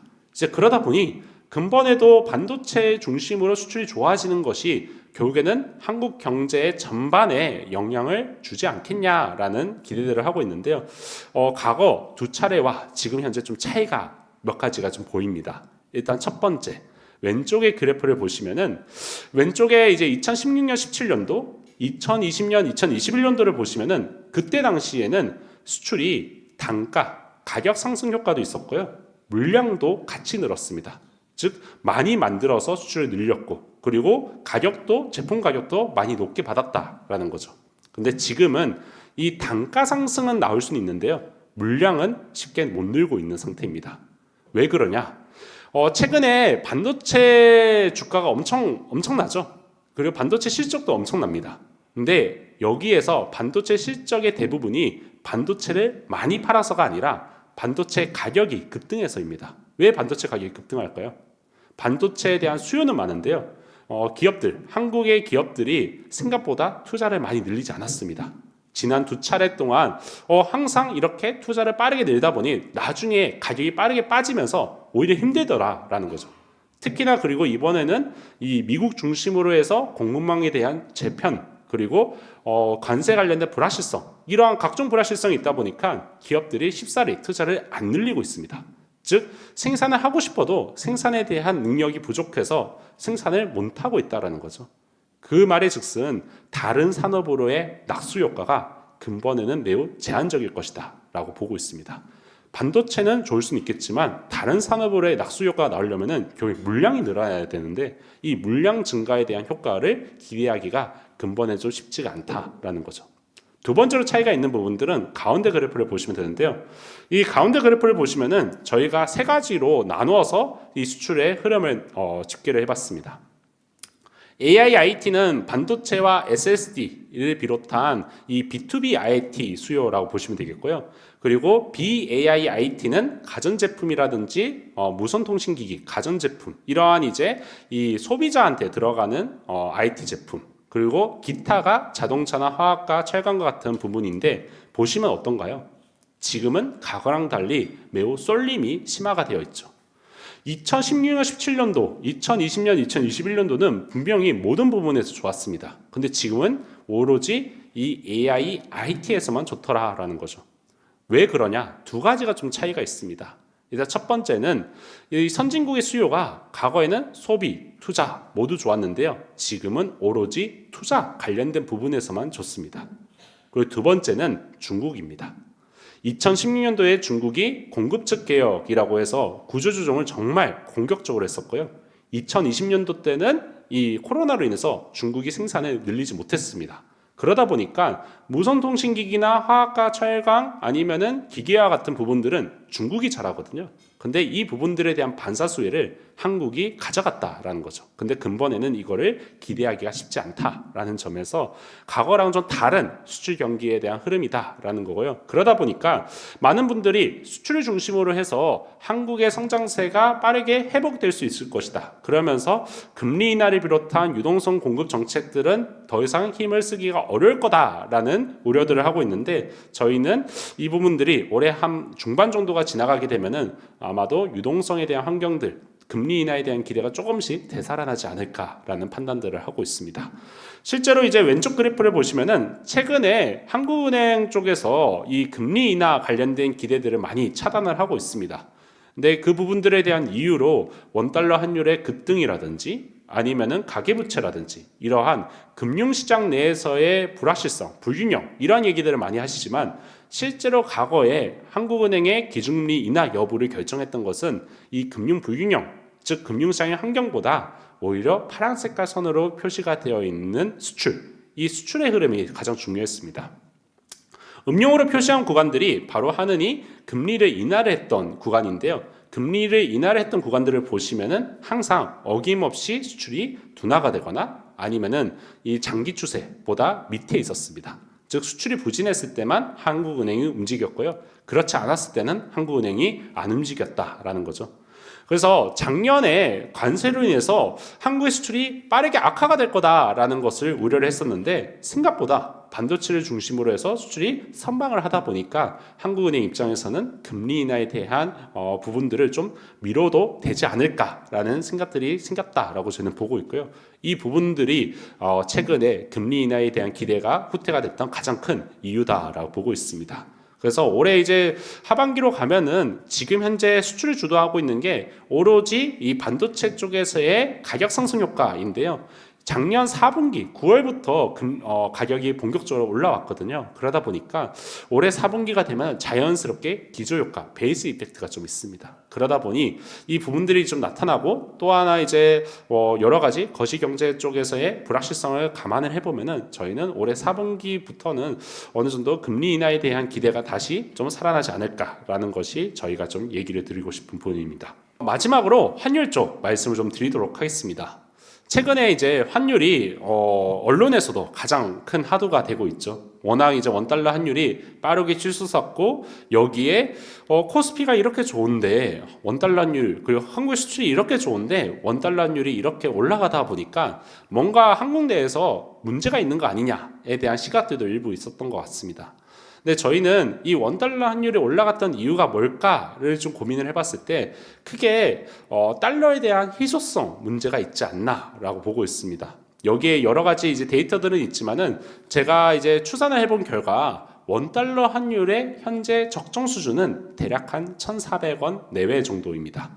근데 1,400원보다 지금 현재 원달러 환율이 높죠. 그 말인즉슨 지금 현재 원달러 환율에 프리미엄이 붙어져 있다라고 보시면 되는데요. 이 프리미엄이 어디에서 비롯됐을까라고 했을 때 제가 숫자 3가지를 말씀을 좀 드리도록 하겠습니다. 한국이 경상수지라고 해서 무역 거래를 통해서 들어오는 달러가 작년 기준으로 연간 900억 달러입니다. 그런데 이 기업들이 최근에 공장을 짓고 아니면 지분을 투자하고 해외 투자를 많이 늘리고 있죠. 이러한 자금으로 나가는 게 연간 300억 달러.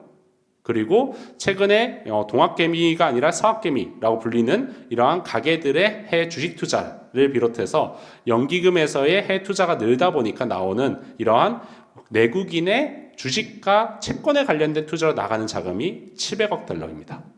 즉, 3가지 숫자를 보시면은 연간 900억 달러가 들어오더라도 이게 연간 1000억 달러가 금융시장을 통해서 나가다 보니까 실제로 한국 내에 달러가 부족하다라는 생각이 들 수 있는 거죠. 근데 이게 원달러 환율이 빠르게 올라갔던 시기를 좀 살펴보면은 작년 9월부터입니다. 작년 9월 달에 뭐가 있었냐? 작년 9월 달에 대미 투자 협상이 있었습니다. 이 대미 투자 협상 결과 이렇게 되면은 해외 투자가 200억 달러 더 나가야 되다 보니까 달러가 더 부족한 거 아닐까에 대한 우려가 생기기 시작을 했다라고 보고 있고요. 저희는 지금 현재 달러 부족에 대한 희소성, 이 프리미엄이 환율에 녹아져 있다라고 보고 있습니다.